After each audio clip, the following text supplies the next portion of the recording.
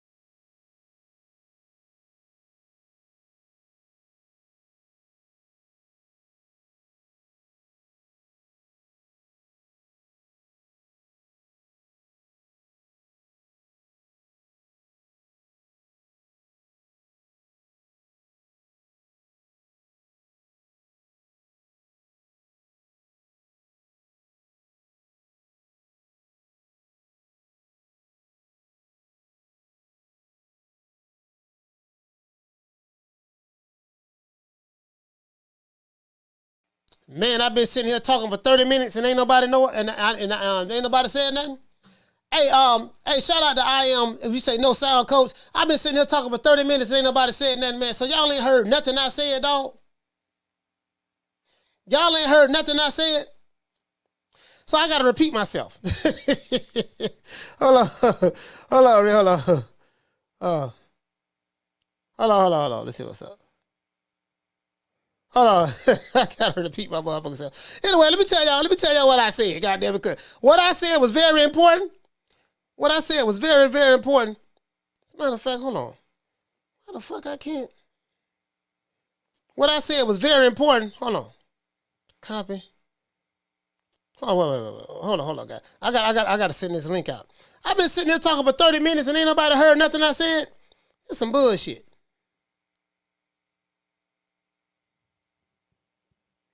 Hold on, Rick. Hold on.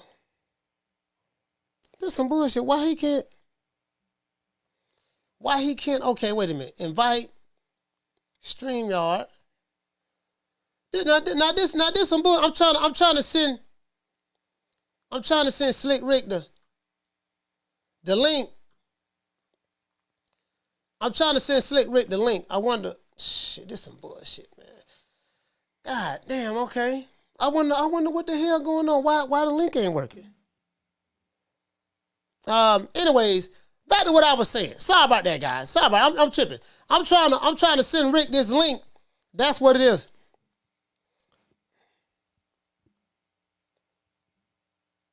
I know. He telling me he can't. He telling me he can't. He telling me he can't. I sent him a link, but the link ain't working. You know what I mean? Hey, shout out to Drew. Hey, okay. For dropping that half a dub. He said breaking news. He said Espinosa survived this round of the merger. He has a new boss and reports to head of Paramount CBS, David Burson. The evaluation period starts now. Oh, all right. Well, I mean, shit, I don't give a damn. You know what I mean? Does that mean we gonna get the fights or whatever? I mean, you get what I'm saying? I don't know, man. Shit. Anyway, what the brother said, you forgot to thank God. Hey, hey, hold on, man. God damn, hold on, man. I'm trying to figure out why the fuck I can't. What is wrong with my link? Like, hold on, let me see what's up. Like, why I can't? I'm trying to send Rick this link. And hold on. I'm trying to send Rick this link to come on the show, and I don't know why. I don't know why I'm not able to send it.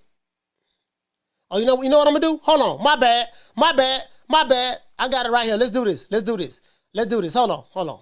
Let's do this. Let me do this one right here. Oh, it's still doing that same shit though. Fuck, it's still doing the same shit. Damn, it's still doing the same thing, bro. So let me do this. Let's do this. That should be in draft, right? That should be in the draft. Okay. That should be in the draft. Hold on, guys. I'm trying to send Rick this link because I know Rick want to come on like a motherfucker. I know goddamn well Rick want to come on, boy. We have some talking to do. Why in the fuck is this link not? Why in the fuck is this link? Select all. Copy. Let's try this. Let me see what it come up here.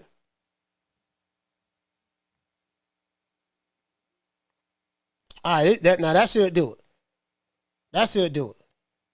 Okay, cool. Yeah, he got it now. You should be good to go. All right. Sorry about that. Some technical difficulties, man. I'm sitting there trying to get this damn link to work and act like it didn't want to damn work. You know what I mean? I don't know if I'm high or what. You know what I mean? He say so Rick's source is wrong. No, not according to him. No, I think you're misunderstanding what I'm saying. Y'all gonna find out what's going on. Anyways, I didn't even get a chance to read my opening statement, but Rick is here, so let me go ahead and let Rick on. Shout out to Off the Ropes. He said refresh the page. That's what I do in StreamYard. No, I got it. We good. I didn't get a chance to read the opening statement, but it is what it is. We just gonna go ahead and let Rick come on, and I'll cook afterwards. Back by popular demand, we have Rick Glaser. Let's give him a round of applause.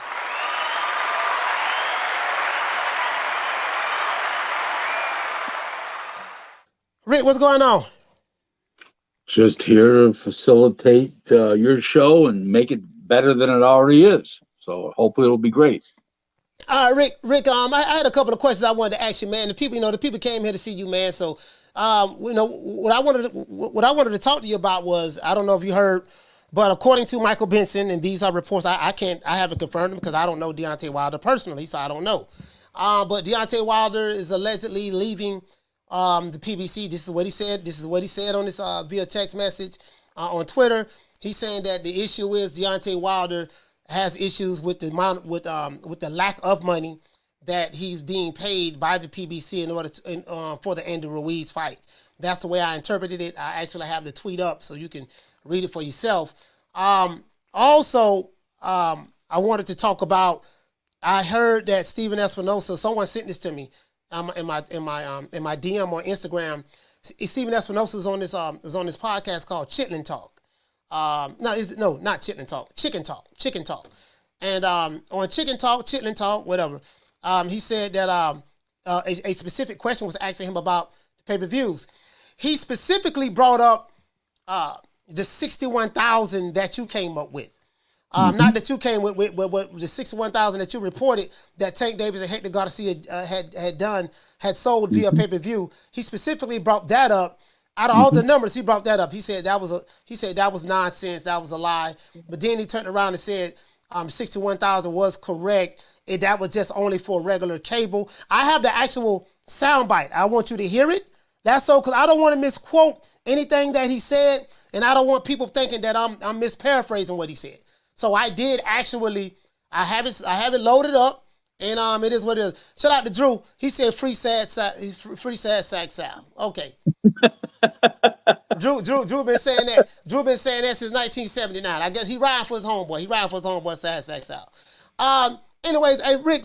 So do you want to hear the soundbite before you say anything? Yeah, but this is the deal with Andrew there. Ready? Drew, yeah. He's got a better shot of me buying him dinner in a gourmet restaurant, okay? And he can take me up on this, than freeing Sad Sack Sal.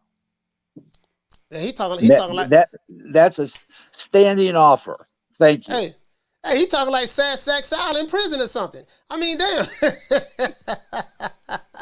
Hey, Drew, you talking like Sad Sack Sal doing time. He got caught with a robbery. They gave him 30 years, and you trying to get him free? Shit, if Rick blocked him, tell him to move on. Shit. He said Rick the Weasel has a new boss. He survived. I mean, you know, he's talking about Stephen F. Yeah, that's nothing. That's just a preeminent to what's going to happen later in the year. That's all that is. Yeah, I got you. That's to quell rumors and stuff like that. But the reason why now Steven's got a boss is so they can okay the money that Steven was dwelling out to PBC. Nobody's figured that out yet. It's just a power move by the Paramount Global to limit the amount of money that they're dwelling out. It's the demise is coming. It's done in levels. Yeah, man. Shout out to Fotex. He said, "Coach, get on Rick about hating on women's boxing." I mean, Rick. Yeah, Rick I don't hate women's boxing. I just don't watch it. I don't discourage other people from watching it. I don't think it's uncompetitive. I don't think it's unskilled. I just don't think women should be getting hit in the head. Okay. You know what? And now that I think about it, I do get it. Some men just feel like, hey, they don't want to see, like, especially with some beautiful women fighting each other. You know, boxing is more of a I don't want to go to a masculine strip joint. I don't want to see I get that. I can get that. I don't want to go to a strip joint and see women. What's the word? Exploited or what? That Exploitation. You know exploited. Yeah, exploitation. It's not me. Exploited. Yeah. That's all there is to it. Women want to get treated as equals. I get that, but Right. I don't have to see them get hit in the head. I don't have to see them take their clothes off. Okay. Hey, I'm like, hey, they want to be treated equal? Fine. You know, when you want to be treated equal? Fine. You know, like they want to get punched, let them get punched. If they want to fight, you know, hey, I can do whatever a man do. I want to be able to fight and punch other men. Okay, fine, you can do that as well. You know, I'm just saying if that's what they want in America, so goddamn be it. You know what I mean? That's how I am. That's how I am. It is what it is. So let's go back to the 61,000. All right, the 61,000. Let's go ahead and hear this soundbite. Now, this is Stephen Espinosa being interviewed on Chitlin Talk, and this is what they asked him. Here you go. Okay, we played a game called Higher or Lower, and the number is 250,000. For which one? For Tank and Hector. For Tank and Hector. And what did he say ahead of time? He wouldn't answer. He wouldn't answer. He wouldn't answer. Yeah, he did. But no, it was a little bit under that. It was a little bit under that. There y'all go. Exclusive. No, it's not. Like I said, I said what I said on social media. There's this stupid number of 61 that was going around. You know, that's basically the cable number by itself.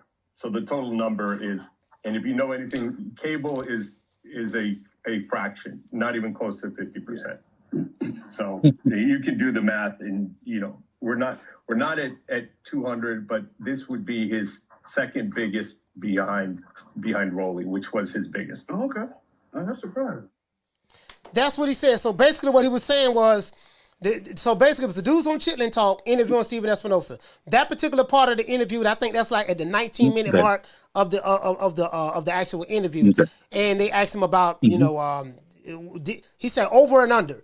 Did Tank Davis and Hector Garcia do over 250 or less than 250? He said less. Then you heard him laughing and stuff like that. The guy, it was a little pause, but then he also said it did under 200. He said it did under 200, and then he said that the 61,000 was just basically the cable by itself. What did he mean by that? I don't understand that. Well, there's streaming and there's satellite. But let me just say something to you, okay? It is 61,000 total. He didn't pick that number out of the air. Right. He knows it. He knows it. He knows the number, and he's upset that I know the number. So there you go. I mean, it's some more utterly ridiculous. I've had multiple people in the business call me up since he came out with that statement. And saying that I'm vindicated. They know they heard it was 61,000 from reliable sources. Everybody, it's 61. It's not 60. It's not 65. It's not 66. Everybody's congratulating me on 61. That is the number. Period. So it's all hocus pocus malocus by a guy who's a known liar that's called the Weasel. I mean, people that are honest and upfront are never called the Weasel. The Weasel is a very bad kind. It's like a rat on the street. Weasel is not a good thing. Another one is the Snake. It's never a good nickname for somebody. Right. Well, unless you Jake the Snake Roberts, like the rest of that, one of my favorite wrestlers, Jake the Snake. Well, yeah. I'm talking about when a person's called a snake in a condescending way. Now, there's people have a nickname, the Snake, in sports. So one of the quarterbacks did. But I'm talking about as far as being called, hey, you're a snake, or you're a rat. You're a weasel. Yeah, he's a weasel. Yeah, you're right. Okay, right why is he the weasel? Because he's a liar. Right. That's as a matter of fact, that's what Conor McGregor called him. He called Stephen Espinosa the weasel. But the fucking weasel. Yeah. He said that's what he said. The fucking weasel. That's what he said. How's that for invitation? Is that pretty good? The fucking weasel.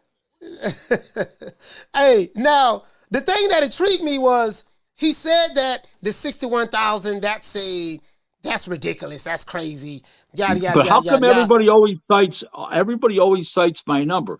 It's a funny thing. When I said it, Wilder Hellenius did 77. Dan Rafael wouldn't come out with 77. He came out with 75.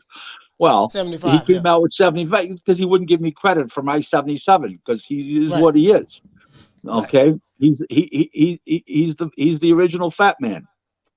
So, but he did acknowledge that he said, well, the 61,000 was just the cable by itself. So it's total buy. I hear what you're saying, but consumer buys. But out of all of the numbers, why he picked that number to say, that? So basically he's saying, that number is correct, but it's just the cable by itself. That number only represents the cable by itself. That's basically what he's saying. So he's telling us that streaming and satellite did 3.5 times what cable did. Please, come on, please. Yeah. Please, come on. First of all, anybody who gets Showtime, think about this on cable TV. What are they going to buy it on streaming, or are they going to buy it on satellite? No, they're going to buy it off on cable. Thank you. This is a good question. Hey, shout out to D-Lo, man, 404 boxing.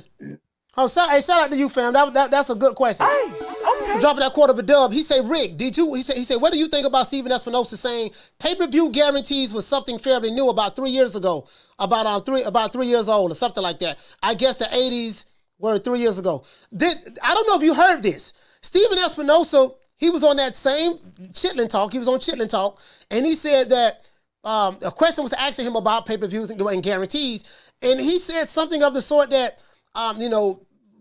fighters getting guarantees was something that's new. Fighters very seldom got a guarantee. He spoke about Floyd Mayweather never getting a guarantee or something like that. He always betted on himself. No, I've never heard of that before in my life. Absolutely false. First of all, we didn't have pay-per-view in the 80s. We had closed circuit. We had closed circuit. Number one. Number two is all your major fighters get guarantees. All your minor fighters get guarantees. Now, do they have an upside over and above the guarantee? Yes, a lot of them do, obviously. Okay, but they all get guarantees. It's been forever now since they've started pay-per-view. When they had closed circuit, it was the same thing. Ali Frazier got guaranteed $5.5 million apiece, plus an upside of the closed circuit. So he's lying again. The next time Espinosa tells the truth, Stephen Espinosa, it'll be at least an historic moment in boxing history, and it probably could be an historic moment in American history, too. But he guy lies about everything. And I'm the guy that calls him out. Everybody looks at me like the bad guy. All these PBCers, these Haymonites, PBC, and all these people, and LDBCers. I'm just telling the truth. How come most people can see he's lying except this segment of people? The guy lies about everything. The reason why nobody sees Haymon and Haymon doesn't talk is because he'd have to lie about everything. He's smart enough not to open up his mouth. Yeah, I never heard of that. Like, I'm like, wait a minute. So you saying fighters getting guarantees is something fairly new? No, false. False. Oh, okay. Hey, Rick, I was like, oh shit. Okay. I'll say, you know what? I'm gonna do an entire video on that just alone. Like, just to let you know. Yeah. Just to let you know, Marvelous Marvin Hagler got guaranteed $19 million in 1987 to fight Ray Leonard, and got $500,000 for miscellaneous expenses, including a training camp, tickets to the fight, hotel rooms, and airplane tickets. They had to pay everything out of the $500,000. So the guarantee was $19 million plus $500,000 for expenses. So that dates back to April of 87. That fight was made in December of 86. So, okay, in 1971, March 8, 1971, Frazier and Ali, $5.5 million apiece. Okay, there's your answer. I believe it was $5.5 million. I might be wrong about the figure, but it was a guarantee anyway. Whatever the figure was, it was a guarantee. So I don't know where he comes up with this stuff. They just started happening a few years ago. What about Manny Pacquiao and Floyd Mayweather?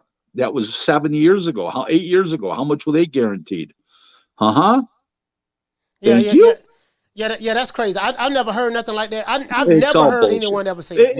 Never. It just shoots down to any credibility that Espinosa has talking to people that are media and people that are boxing enthusiasts, fans, because he doesn't have any credibility. He lies about everything. I mean, hey, shout out to Will. Hey, okay. He said because most people want to believe a convenient lie instead of the hard truth. I mean, that's pretty much. What do you think about that, Rick? I mean, that's pretty much the way I see it. I guess. I mean, it sounds reasonable. Hey, shout out to Mike. He said TMZ posted a video of Tank leaving the Super Bowl. That I tell you what, that didn't look like Tank. They said it looked like Tank. Yeah, that didn't look like Tank. Yeah, that probably was somebody else. So you said they got a double Tank, got a double out there. Yeah, Tank leaving. Yeah, I saw that picture, and I said I don't think that's Tank. If that's Tank, that guy didn't look like he'd fight a lick. Hey, yeah. I didn't see that. I didn't. I fell asleep on the Super Bowl, man. Hey, I want to open up the phone lines. We need the magic number is 200.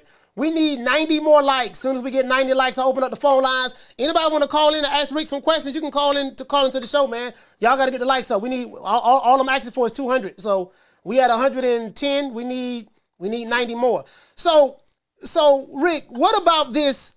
Now, I will say this. Stephen Espinosa did not say exactly how many pay-per-views that pay-per-view sold. He can't. Because it's corporate fraud. If he says so and overestimates by 20% or more, it's corporate fraud. And if he's saying it did a little under 200, I'm saying it did 61,000, he'd have to lie about it. And he's actually not lying because he's trying to deflect. He didn't give an exact, well, it did under 200. Well, we know it did under 200. My mother had balls, she'd be my father. Yeah, he did say it did under 200. So my thing is, you have some reporters out there, that's in the industry, and then you have some YouTubers like myself, YouTube channels that said that their sources told them what is this guy name? What's this matchmaker name at the PBC? His name is called Katz. Ron Katz. He's not a matchmaker. He is He's the chief medical officer. He does the medicals that each state requires a fighter to take. So he's still low in the totem pole.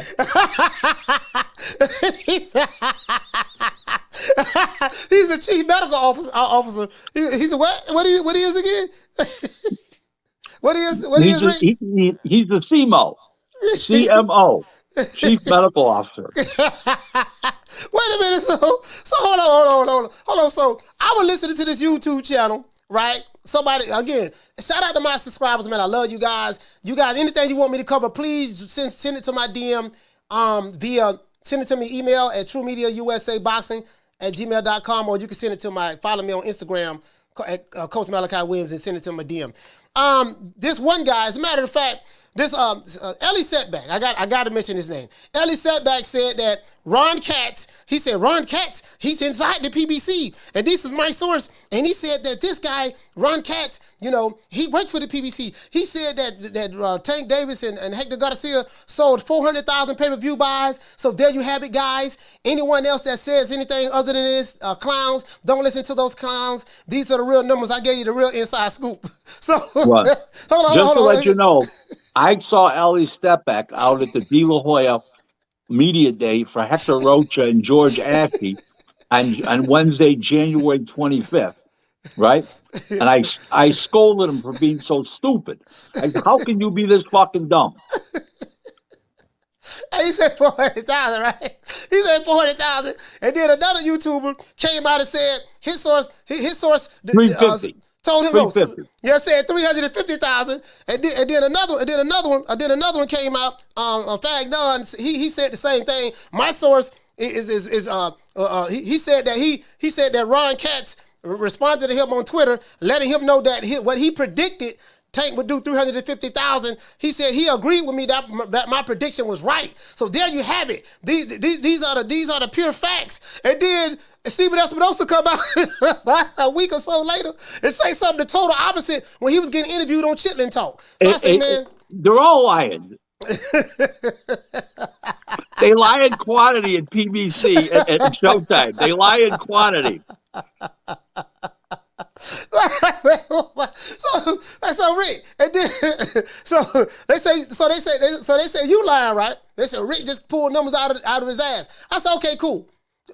Okay, if you believe Rick is lying, there's nothing wrong with that. If that's what you want to believe. Well, if I'm pulling numbers out of my ass?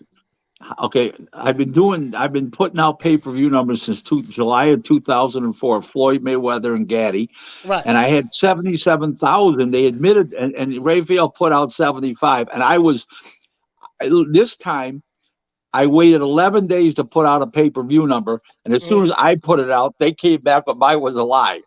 Did you notice that? 11 days I posted it, then all of a sudden they come out. I was waiting for them to post it. They wouldn't post it. I said, okay, here I go. So I laugh about stuff like this. You know what I'm saying? Yeah, that is true. That is true. No one posted the numbers until you came out with yours. Then when you came out with yours, thank you. Then everyone said it was wrong. No matter what, if I would have said 250,000, they would have said, oh, I did 400. Come on, please. Is it fair to say that a lot of these fighters that fights on pay-per-view are pretty much on the same level? Yeah, from a selling standpoint. Is there anyone? I'm saying outside of Canelo. Yeah, Canelo. In America, I'm saying in North America. Wilder needs and Spence needs super strong dance partners to do well.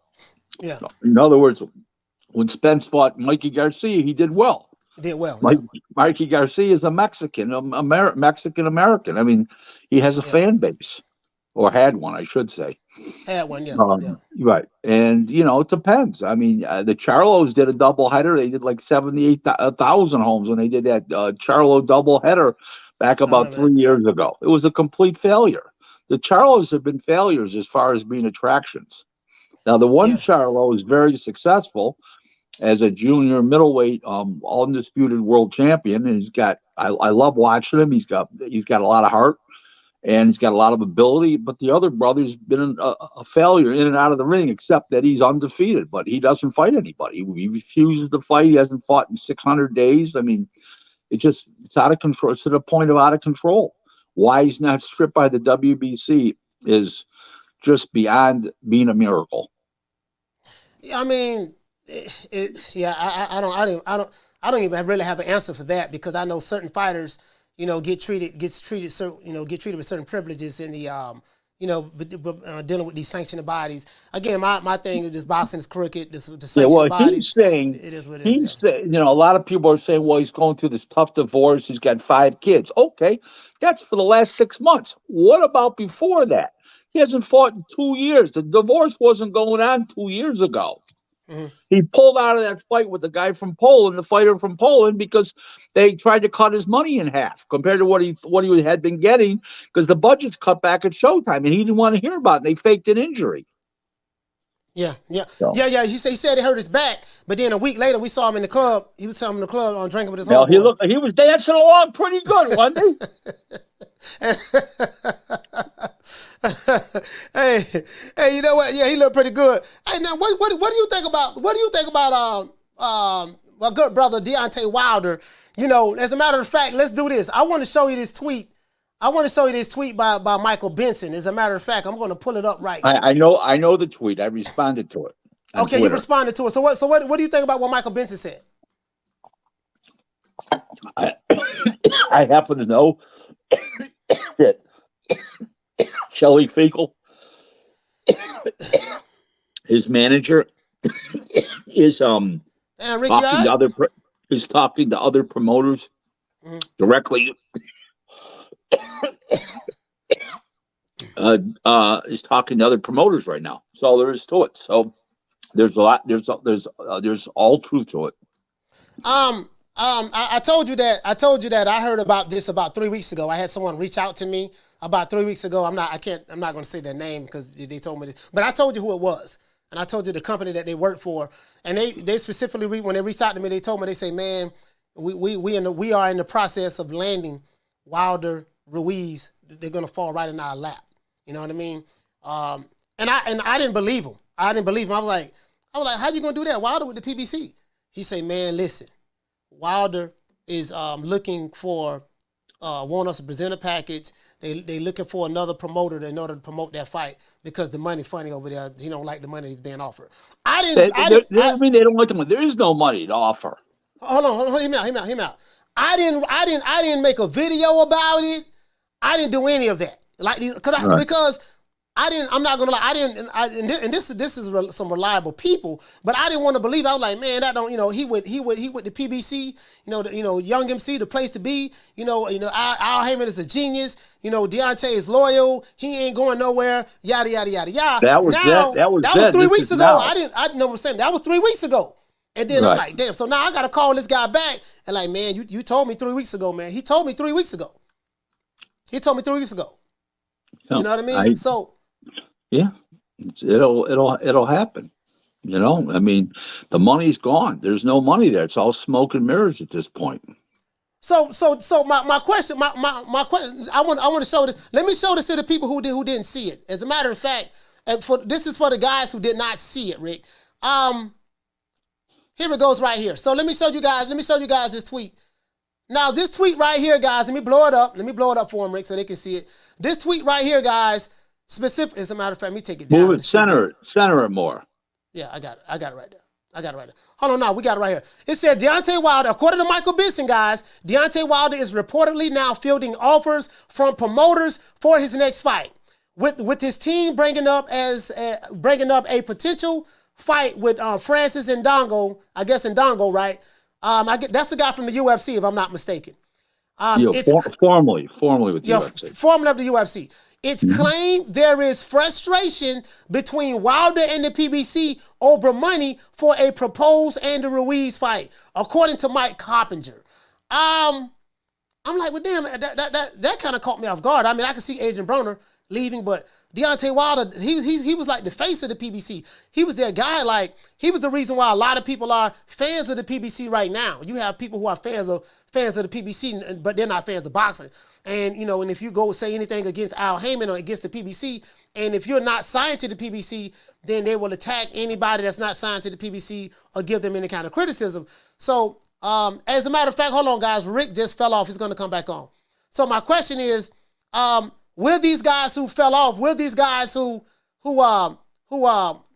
come Rick, he back. Will these guys who are fans of the PBC, if Deontay Wilder were to leave, if hear me out, Rick. If Deontay Wilder were to leave, this is my question to you. These guys who are Haymonites and pro PBC, if Deontay Wilder were to leave and go to another company because Haymon ain't got no money, you know what I mean, to pay him the money that he wants, will they turn on Deontay Wilder and stay loyal to the PBC, or would they turn on the PBC and stay loyal to Wilder? I'm going to describe this best. I think some of them will turn out Wilder. Some of them will still, of course, stay loyal to Haymon. Some of them will jump ship with Wilder. But the Wilderettes, those dangerous Wilderettes, they'll definitely be with Wilder. Okay. So you figure it'll probably be a divide. Like, okay, I'm pro PBC. If you leave you can't leave the PBC. Sign the contract, take whatever we give you. Those guys. Some of them will look like Wilder, like a stool pigeon, like a rat bastard. You know what I mean? Man, I feel, so I wouldn't exactly. Have you heard like what type of money that the Deontay Wilder is looking for the Andy Ruiz fight? Because that is a mandated fight by the WBC. I heard $20 million, but I don't know if that's a fact or not. $20 million, God damn, you gonna get $20 million to fight Andy Ruiz? God damn. He was serious. How much does Andy Ruiz want? And Wilder want $20 million. What does Andy Ruiz want? I don't know. I don't have any idea. I didn't ask that question, but I know one thing, that if he gets $20 million, Andy Ruiz finds that out, he'll want 10, 12 million, and then you don't have a fight. Hey, cause Andy gonna say, look, man, I'm Mexican American. I'm the first unified champion of the world. I done something that Wilder didn't do. He didn't unify the division. I was a unified champion. Even though he only had, he beat Joshua and lost the next fight. But I can just imagine what it is that he wants. That's what you call a world champ for a day. World champ for a day. And my other thing is this, Rick. This fight, if that fight happened, they're gonna put that fight on pay-per-view. They would have no choice. They'd have no choice, and I don't know where they're gonna go with it. I mean, it's the revenues. Listen, if Wilder even took, let's just say Wilder took 12 million, and the other guy took 4. Let's just say they did. That's $16 million plus an undercard and other related costs. So let's say another $3.5 million. Okay, so you got about $18.5 million. That's an awful heavy ticket for that show. Even at $18.5 million, how many buys? And I mean, it's going to need a ton of buys. At $40 a smash. Who would you see potentially maybe bidding? Trying to get the services of a Deontay Wilder at this point in his career. Like which promotional outfit, or network? Anyone if he'll fight reasonable, but I don't know if he's not going to demand reasonable money, people are going to flee. Now, some people will just want to get into the Deontay Wilder business or the big time fight business, and somebody could come out, an investment group or a hedge fund could come out of nowhere. It's happened. I mean, it happened when White Owl Reed backed Haymon. It happened with BLK Prime. Who knows? I mean, you don't know. But I will say one thing, that probably somebody will offer more than Haymon was going to offer, because between him and Showtime, they're hurting. So.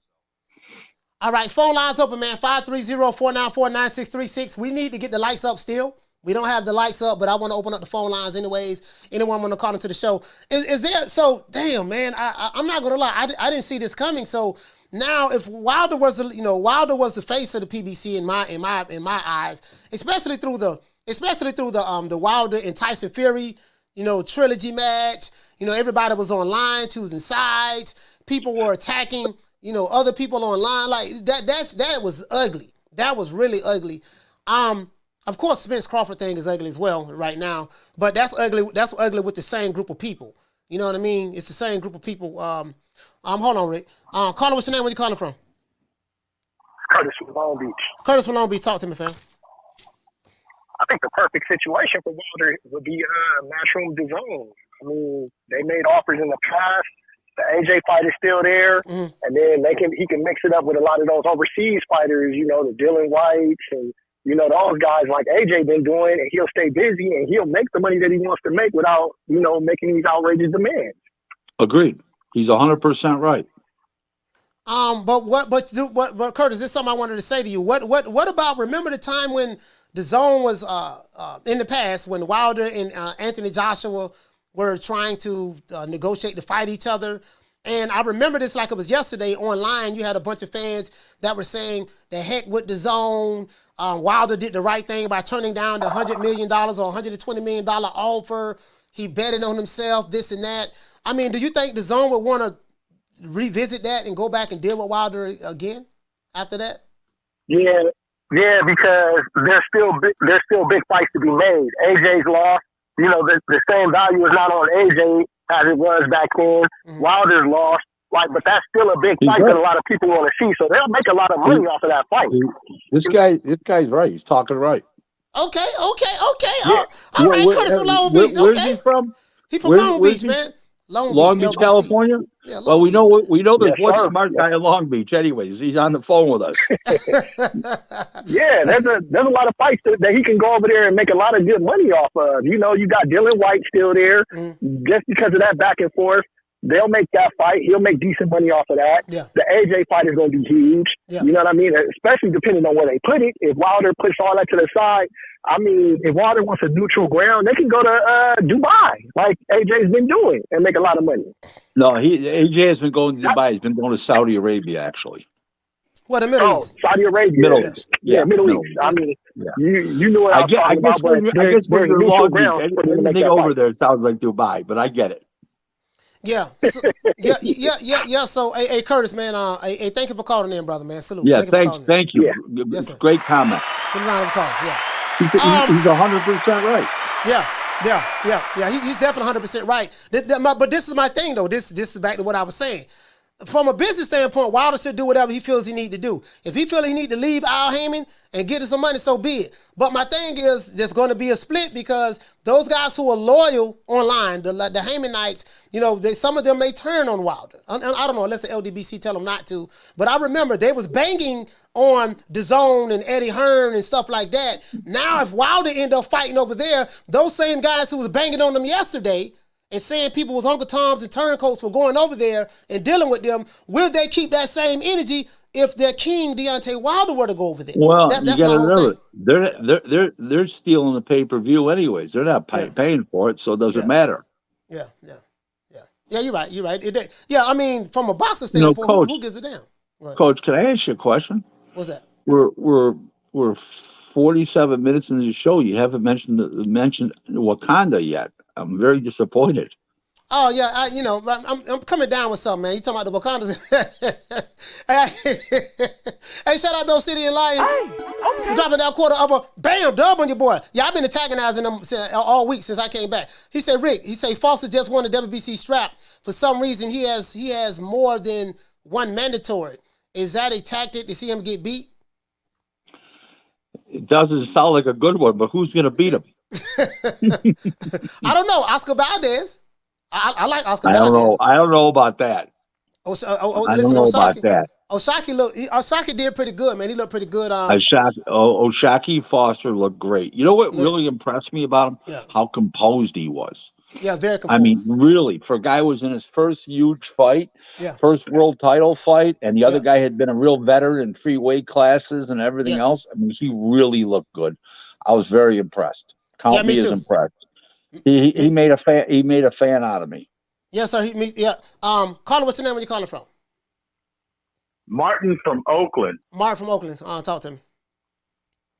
Yeah, I just wanted to ask Rick, what's his opinion of casual UFC fans that think that someone like a Dana White could save the sport of boxing, not knowing all the issues they're going through right now? They're embroiled in this big gambling scandal that stems from having fighters fight injured, and they're also entering their 9th year of their antitrust suit where they're trying to get the Ali Act to include MMA fighters, and the UFC just try to amend their fighter contracts to include basically anybody that signs with the UFC has to sign a waiver that says they won't participate in that antitrust suit. So if there's a settlement, they don't get a cut.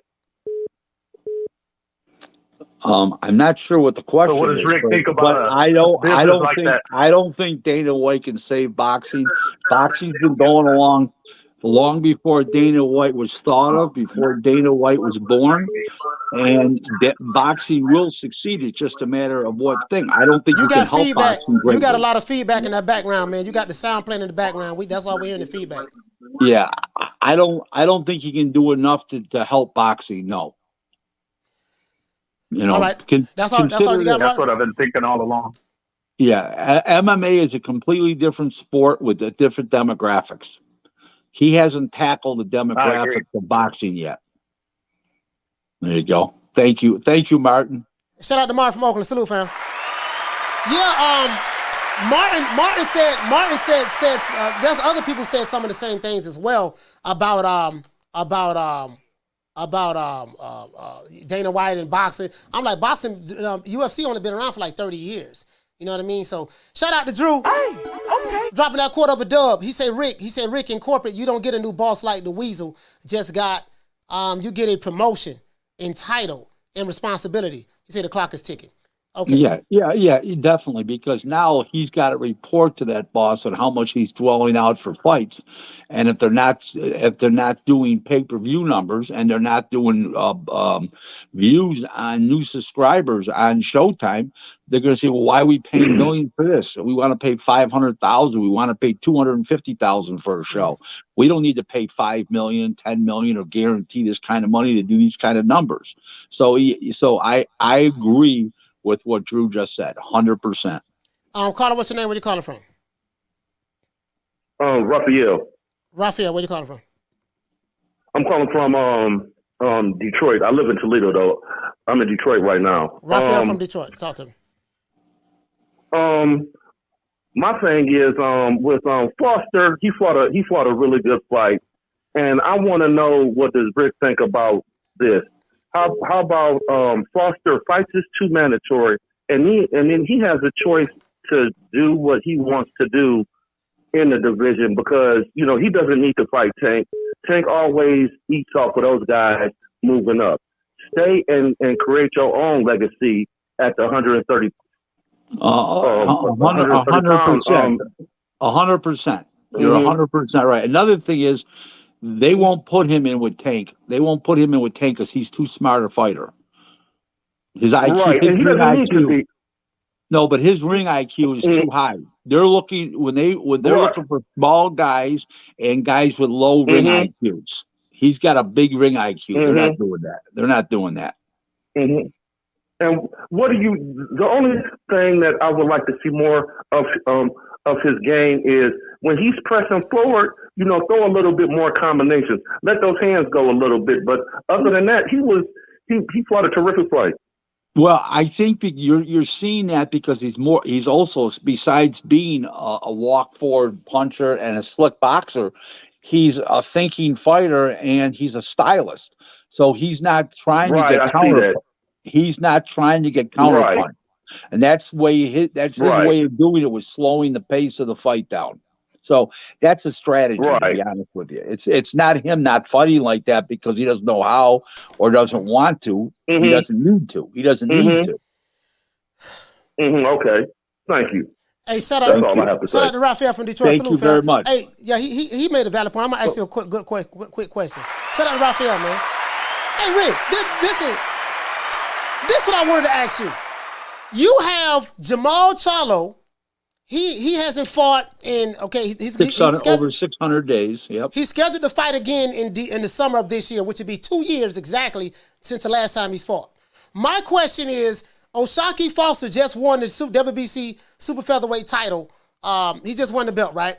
How come he has 2 mandatories back to back already, but Jamal Charlo is going on 2 years without having to fight, and he don't have no mandatories? You answered your own question. How come? Simple. How come? Shout out to Obsidian Lion. Hey, okay. He said, Rick, how does Tyson Fury fare with heavyweight legends of the past? Fury walks around anomaly. Also, does Fury beat Usyk? Yeah, I think that's a matter of opinion. Fury beats Usyk, and I think the only fighter of yesteryear that Tyson Fury would have problems with would be Lennox Lewis, because he is 6'9", 6'6". He has a very long reach. He has a great jab and a power jab, and he knew how to fight. And I think the only fighter he'd have trouble with would be Lennox Lewis. Other than that, he's so big and so fast, and knows how to fight himself. His ring IQ is so high that I think he would beat these smaller heavyweights of other eras like Mike Tyson and Joe Louis and Ali and stuff like that. Ali, he'd match up very well with Muhammad Ali because of his height, reach, jab, and his ring IQ is very high. I totally disagree with that. Ain't no way in hell I'm gonna say Tyson Fury match up well with Ali. I don't care nothing about how big and tall he is. I take Ali. Also, I take Larry Holmes. Keep in mind that if Larry Holmes and Ali fought today, those guys would be a lot bigger. Yeah. Okay, but Lennox Lewis is just a previous generation. He's a big guy. I think he would beat Tyson Fury.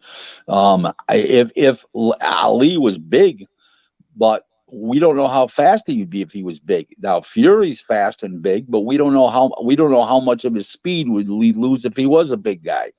And Larry Holmes, for that matter, too. Larry Holmes and Lennox Lewis had a super high ring IQ. That I will tell you. So did Ali, obviously. And then, too, this is a fantasy match. This is a matter of opinion. Right. There's really no right answer or wrong answer. This is how you feel. How you feel. Right. Hold on, Rick. We got another one calling in.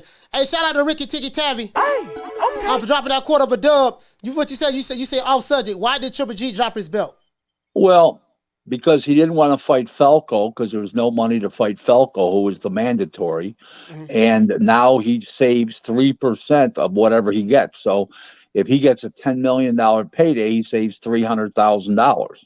So it's a combination. He didn't want to fight Falco for short money, and which was the IBF mandatory. And he saves $300,000 on his next fight if he gets $10 million. If he gets $12 million, he saves $360,000. So it was it was especially not fighting Falco, but that was the secondary reason why he would do it. Caller, what's your name? Where you calling from? Troy Graham, Baltimore. How you doing, Joe? Hey, Troy, how you doing? Good. You know what? Years ago, Coach and Rick, I was on somebody else's show, I'm not going to say the name, and I asked the question, how are you going to stay in business if you don't want to do business with other people, right? You can't keep fighting in-house, right? Mm-hmm. How are you going to stay in business? Fast forward to the present day, it seems like all my questions are about to be answered if all this comes to pass, right? You're 100% correct. And as far as Wilder's fans and Haymon's fans, they are just Wilder's fans. So anywhere the Piper leads, that's where they're going. And they'll make up 1,001 excuses, just like when he turned down $100 million. It was basketball players saying that was stupid. They turned down $100 million, right? I can't fault the man. I don't know his business. I know what's on his mind, and I really don't care. I just want to see him fight. But, Rick, I have to completely disagree with you with the whole Ali Fury thing. I'm going to tell you why. The only fighters that Ali really had problems with were those that messed up his timing. Like, say, like a Norton had this kind of thing where he threw Ali's timing off. Frazier threw his timing off a little bit until he got it. But I don't see Fury bringing anything that Ali couldn't deal with. Size don't matter. I mean, honestly, Holyfield would have beat Fury. I really believe that. But y'all have a good day. Coach, bless up. Keep doing what you're doing. All right, shout out to Trophy B-More. Yeah, see, like these topics right here about comparing modern day fighters to the fighters of the past, these topics are a matter of opinion. They'll never happen because it's just two different eras, and we'll never agree on it. It's just a big goddamn, we're just going to agree to disagree. Rick, why more fighters? Do you feel that more fighters over here in the U.S. should fight or in the U.K.? I'm an advocate of that myself. I don't see why they don't. They're in their minds, they're afraid to get on an airplane, or they think they're going to get robbed. But there's more money there. There's more everything there. There's more fans. There's more interest in boxing, and you grow a name over there, and you come back over here, and now you got fans over there following you, and now you're worth more money. Man, I've been saying that for the longest, man. Caller, what's your name? Where you calling from? Yo, what up, coach? It's John from Brooklyn, man. Yama's from Brooklyn. Talk to me, my brother. I can't believe I'm about to say this, man. But I agree with Rick, man. I can't believe it. Wow. Rick, the first time for everything, man. I agree with you. Now, I just think Philly is just too big, man. Like, yo, coach, 6'9". Do you realize what that is, man? You ever be around a guy 6'9", how big that is? Yo, he can hit you across the fucking room. He can hit you in the other corner, man. You got to get inside just to come close to this guy. And with the skill he has, the footwork, I just don't think he would come in there under 6'5", 6'6", and really, like, you outclassed, man. I'm not saying Fury's the greatest ever. I give that to Ali. But at that size, man, he's like a super heavyweight in my opinion. Like, just to get near him, you gotta put in work. Yeah, he is a super heavyweight, but this is a matter of, again, this is just a matter of opinion. So you feel based on his size that he would do A, B, C, and D. The only way we would actually really, really know that these guys would have to fight each other. We have to see him in the ring with Ali. We have to see him in the ring with Larry Holmes and stuff like that. So Brooklyn, I got a question. Are you surprised that you're agreeing with me, period, on any subject, or just this? I mean, anything, man. Like, you say up, I say down, man. No, I'm just kidding, man. No, on this one, I got to be honest, though, man. Like, you know, I usually agree with coach on most boxing subjects.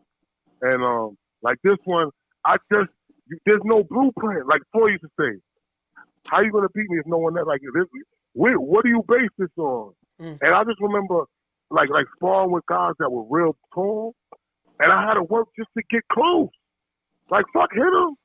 Like, just to get inside, you gotta, you know what I mean? It's just, at his skill level, and his condition, I just don't see a guy under 6'5" getting in there and doing anything with him. Okay. All right. Well, that's what it is, man. Hey, shout out to you, my brother. Thank you for calling in and voicing your opinion. All right, man. Good show, though. Good show, man. Peace and love. Yes, sir. Shout out to y'all. Brooklyn, stand up, man. Brooklyn, stand up. Let's get the super chats out of the way, Rick. Shout out to Old City and Lion. He said Rick and Coach taking all of my money. He said, Rick, how can Canelo hold up a division? I guess he's talking about the super middleweight division. Nobody says anything. Canelo used to be paying a lot of fees. I guess I don't know what he means by that, but he's fighting his mandatory coming up in May in Mexico. Yeah, his WBO mandatory, which is John Ryder. I don't know what his question is or what he's saying, but he's fighting regularly. So I guess he's saying that Canelo is holding up an entire weight division. Why is he holding up an entire weight division? He fights twice a year. He fought 4 times like a year ago. Now he's fighting twice a year. How's he holding it up? I don't know. Jamal Charlo's holding up a whole division. I don't see how Canelo is. Canelo's the cash cow. How's he holding up the division? No, Canelo is holding it up. He's holding it up by his bootstraps. He's one of the cash cows. We have more cash cows in the U.S. outside of Canelo. We know that for a fact. Okay, so what's this guy saying? Give him $20. Thank you. Hey, shout out to Strategy for dropping that. Bam, double the boy. Hey, okay. He say salute to you, Rick and Coach Malachi. He said, did y'all hear about Tank Davis possibly being injured? TMZ spotted him in a wheelchair at the Super Bowl. Any thoughts of Tank pulling out of the fight?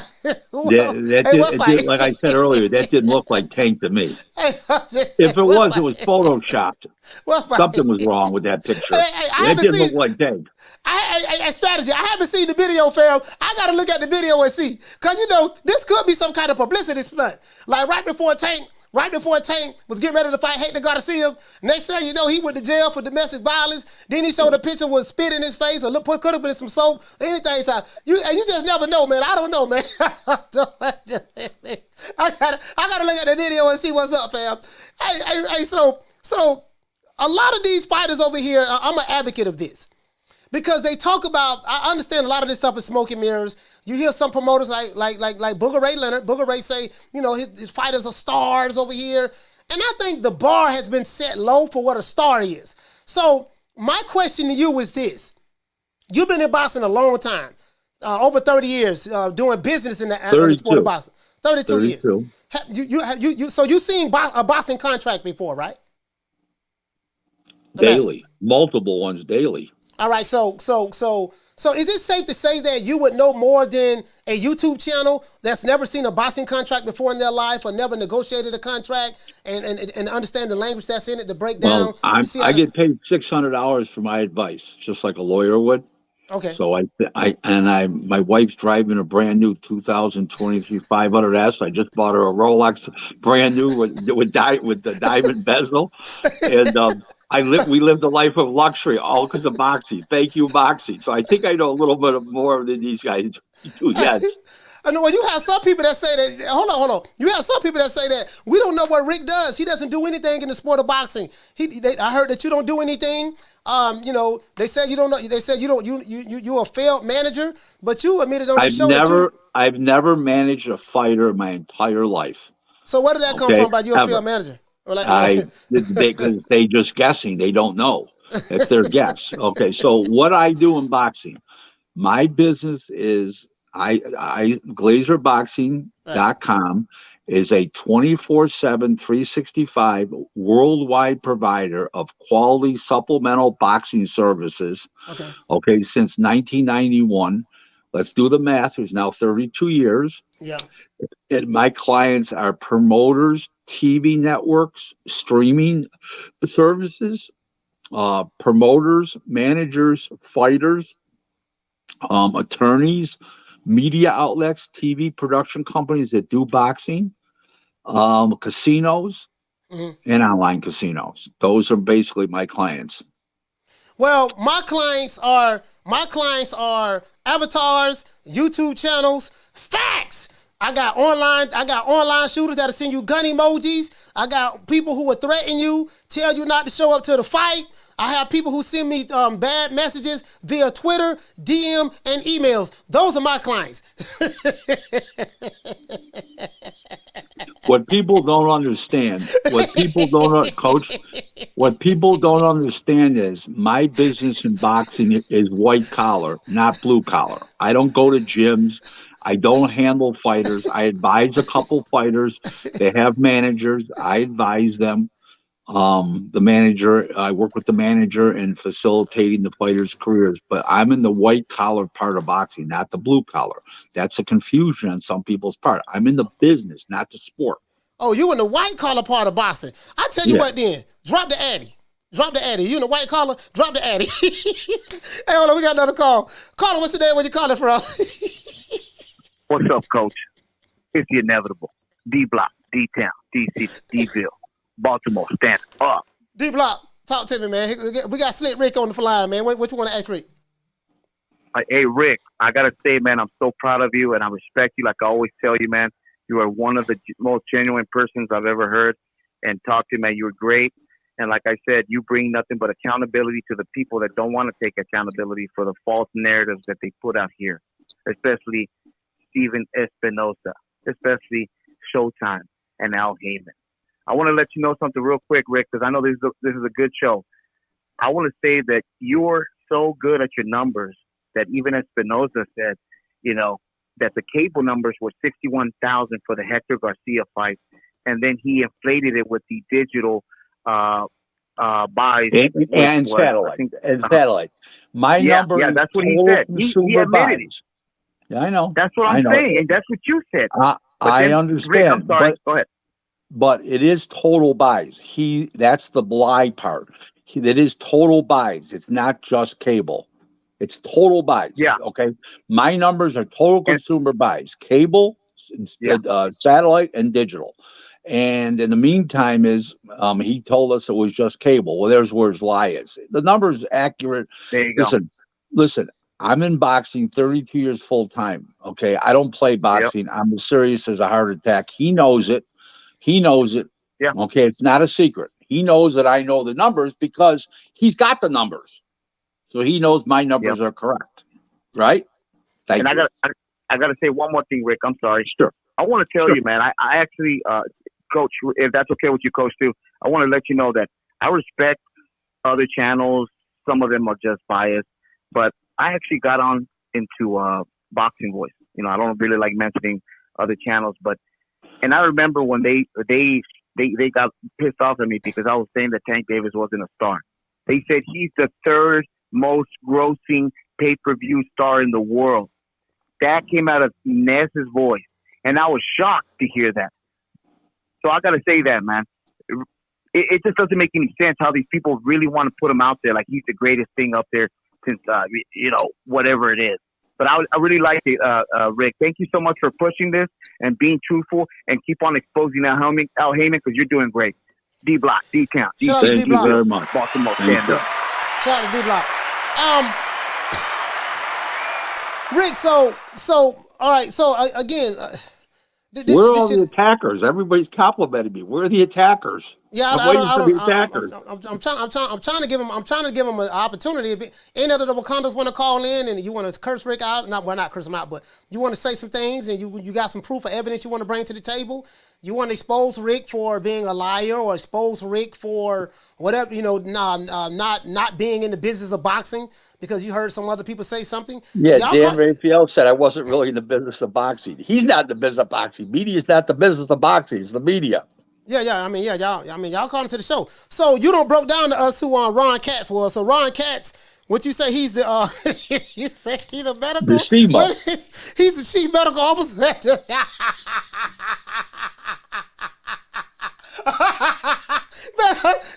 he's the one that pushes the medicals over the finish line with the boxing commission. Ryan Katz told us he did 400,000. He did 400. Facts. I'm like, oh my God. Okay. Anyways, so but Stephen Espinosa said something different. We got another call calling in. Hold on. Caller, what's your name? Where you calling from? It's Damien from Baltimore. Damien from B-More. Talk to me.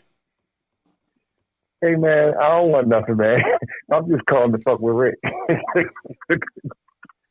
Rick, you gonna leave Tank alone, man. What's that? He said you're gonna leave Tank alone. I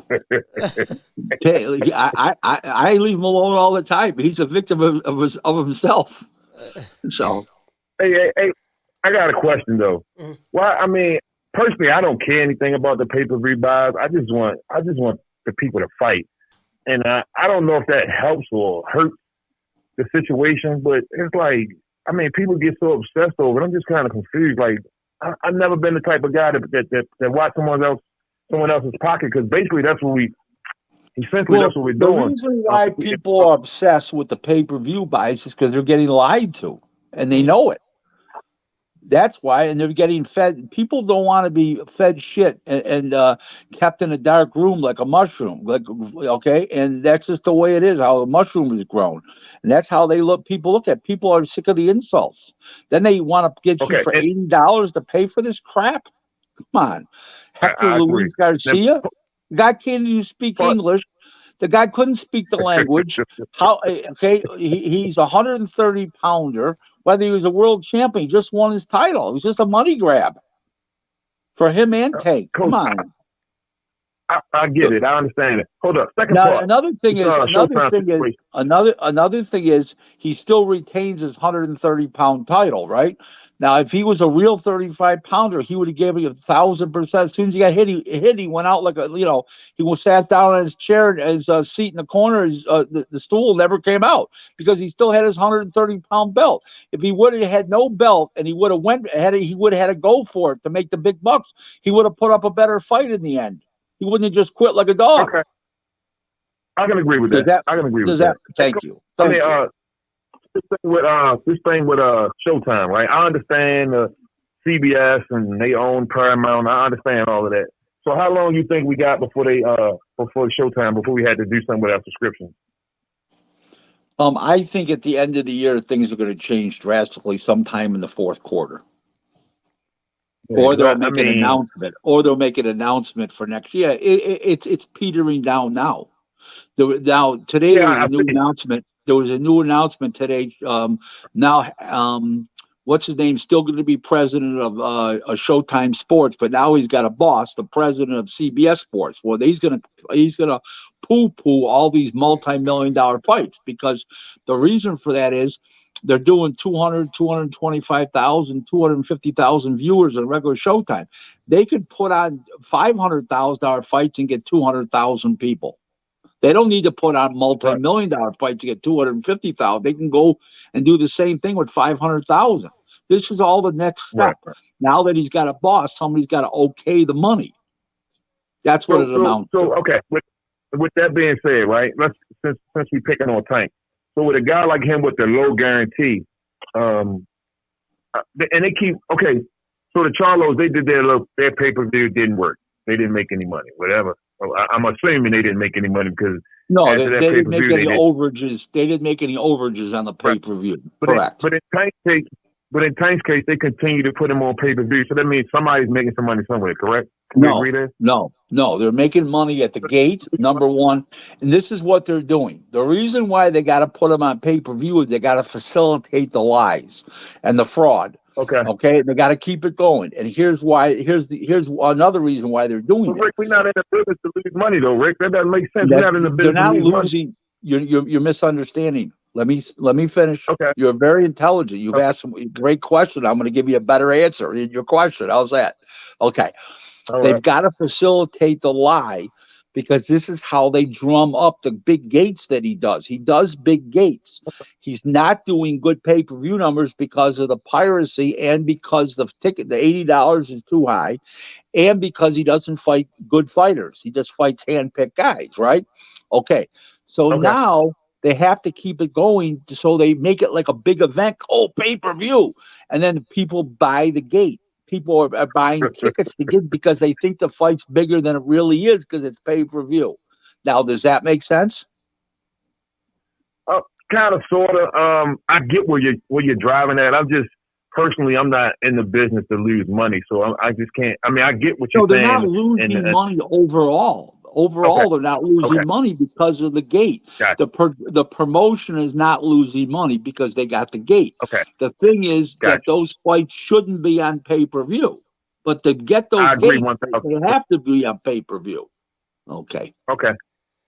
All right. Okay. All right. I got you. So overall, they're making money. I got you. All right. Yeah. I'll holler at you guys. Shout I'm out to still Damien. listening. Yes, Thank you. Yeah, I want to correct something too. Cause my brother Damien feel like, you know, he said we picking on Tank. I'm not picking on Tank. Really, actually, this has nothing to do with Tank. This has to do with the false propaganda that's being put out there about the numbers. Has nothing to do with Tank. And I'm gonna answer. As a matter of fact, hold on, I got a call. Somebody calling. Hold on, I'm gonna get to all the super chats, guys. Hold on, I'm gonna get the super chats. I promise you that. Hold on. Got another call calling in. Caller, what's your name? Where you calling from? I rap the voice, man. Rap the voice. What's your name? What's your name? The Voice? Yeah. And you got feedback in the background, so you probably got to turn me down in the background. The Voice. Where you calling from? Oh, Omaha, Nebraska. You calling from Omaha, Nebraska? Talk to me. Yes, sir. All right, talk to me. Okay, man. This is what I'm thinking. What is the difference between Al Haymon and Mayweather? Well, one is seen in public every day, and one is never seen in public. We'll start there. You got to turn that volume down in the background, fam. I can hear whatever you're playing in the background. I can hear it. Okay, I'm trying to turn it down now. Okay, my next question is this: all right, I'm done on that. Now, if what does Al Haymon have to? What does Mayweather have to do with PBC? And is he running PBC? Floyd has his own company, but he owns a piece of PBC because he couldn't get paid all his money from Haymon supposedly, and Haymon gave him stock in PBC, a big part ownership. Okay. That's wouldn't that make him the main contributor to PBC? Wouldn't that make him the we don't controller of PBC? Because Mayweather has billions of dollars, as they say, and Al Haymon ain't worth nothing but about 15. You see what I'm saying? Yeah, it doesn't work like that. It's percentage of ownership of a corporation. So if a guy owns more than 50%, he's the owner of the company. The other guy is a minority stockholder, minority ownership. So one could Okay, own so he's good. 75%, one could own 20. It has nothing to do with net worth.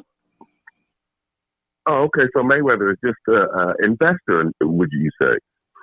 Yeah, But he has a lot I of think say in what happened, what's happening. He has a lot to say. Because Charlo came up to that man and asked him, I want to make meals. I want some of the meals. And then you got him coming out telling you if that fight is not going to happen unless I say it's going to happen.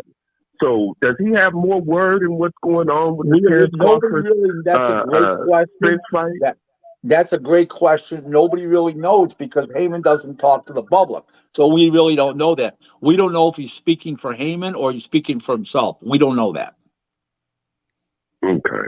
It just sounds like Mayweather is the one that's slowing us down, man. And he don't want Spence or Crawford to be great like him. I think it's a great thing. I don't know what it is, but it seems like You might have a very valid point there. All right, shout out to the voice, man, Omaha, Nebraska. Thank you for calling into the show, fam. Salute. Y'all, let's get the lights up. Hey, shout out to Haleen for dropping that bam dub on your boy. He said, "Hi, Rick. When you coming to the UK, and can you explain to the fans about 10%? How's Don King doing?" So he asked you 3 questions. When you come to the UK, what you talking about? Can you explain to the fans about 10%? That's the second question. And how's Don King doing? 10%. I don't know what the question is there. Yeah. Don is doing fine. 91 years old. He'll be 92 in August. He's doing fine. He just promoted a show recently. He's going to promote another show coming up pretty soon. I understand. Okay. So he's doing well at almost 92. Shout out to Off the Ropes.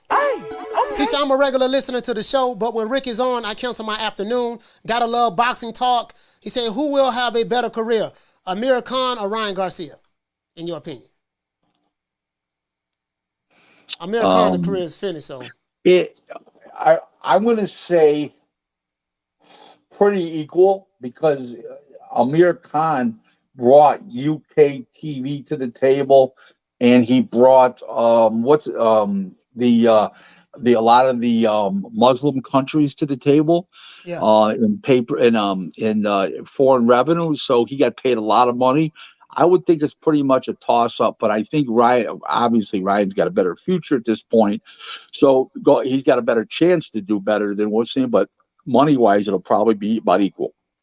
Shout out to Giancarlo. Dropping another half for bam, hundo on your boy. We got a $50 cash app, Rick. $50 cash app right here. $50 cash app. He said, I appreciate you for your work and wish you the best. Yeah, I appreciate that, fam. Thank you so much, brother, for dropping sending half $100. Thank you. Rick, so all right, man. This is a whole lot. This is a whole lot. I'm so happy we have you on. Doggone, so my thing is, just to pivot a little bit. Again, I want to make everything clear. I'm not talking bad about Tank Davis. I just want to talk about a lot of these false reports, like you say, Rick, numbers being floated out there that this sold such and such. Well, Stephen Espinosa said the total opposite of what everyone else that was reporting that so-called had reliable sources said. Some of them are watching this show right now. Caller, what's your name? Where you calling from? Caller, what's your name? Where you calling from? Illinois. What's your name, fam? Calvin from Illinois. Okay, Illinois. You said. Can you hear me? Yes, so you said Jarvis from Illinois? No, Calvin. Oh, Calvin from Illinois. Talk to me. Yeah, what's going on, man? So, man, I feel like, man, I don't really know too much about boxing, man, but it seems like Rick, he just come off as a Tank hater, man. Like, straight up. I don't know what it is, man, but I just feel like y'all only talk about pay-per-view numbers, man, when it's talking about when Tank coming up. No, we talked about him when Wilder fought. We talked about him when Canelo fought. Pay-per-view numbers are a big topic of debate in this era because so many fights shouldn't be on pay-per-view that are on pay-per-view. So people are concerned how they're putting where their entertainment dollars go. And every one of Tank's fights are on pay-per-view. So it only seems that way, sir. So the last fight you said that Tank had, it wasn't pay-per-view worthy, right? Of course not. So his last previous 5 fights then, right? Well, the numbers speak for themselves. Probably the Rolly fight was probably the only one that was close to being pay-per-view worthy. because he's been on a show. He's been a Showtime headliner several times and stuff like that. So that fight made a lot of sense. And Rolly's controversial, talks a lot and stuff like that. So As a matter of fact, Stephen Espinosa said that the Rolly fight was Tank Davis' biggest right. pay-per-view fight. That's what he said on the Chicken Talk. So right. he said that. Sir, just to let you know, on December 5th, 2021, when he fought Isaac Cruz, he only did 52,000 buys. So there's your answer. 52,000. He did 52,000. And his previous fight, what did he do? I don't remember who he fought previously. You'd have to, maybe Leo Santa Cruz, but I think he fought Mario Barrios before. Mario Barrios, yeah. That didn't do well either. I don't remember what the exact number was. This was the second lowest Tank showing yet. The lowest was the 52 when he fought Isaac Cruz. And they both had something in common. Neither fighter spoke English. It's not a good sign. So they just losing money then? No, they're not losing money. Tank, yeah, right? No, they're not losing money because Tank's doing great gates. So let me explain that, okay? Tank is an anomaly. He's doing great gates, but the reason why he's not doing well on pay-per-view is the piracy. They're stealing the cable. They're stealing the feed, the pay-per-view feed, number one. That's a fact. I mean, everybody has said it so far. Tim Smith, the PBC director of vice president and director of communications, Tim Smith said so. Okay, that's the first reason. They're not fighting real good fighters. Number two. Okay, number three is people want to say, well, why is it on pay-per-view then? Because that's how he's drawing the big gates. Because if you say it's not on pay-per-view, it doesn't sound like a big event, so people don't come out. When you say pay-per-view, wow, pay-per-view, and the people come out. So let me ask the question. Are you a Tank fan? I love the way he fights, yeah. I love watching him fight, of course. How could you not? He's exciting. He's like a little Mike. He's like a little Mike Tyson. So do you pay for Tank fights or do you steal Tank fights? I pay for them. I don't steal. I don't steal anything. I'm in a good financial position. I don't steal anything. Oh, okay. What about you? Do you pay for Tank fights or do you steal them? Yes, I absolutely. I pay for Tank fights. Well, you steal Tank fights because you told me you do. Yes, I didn't pay for.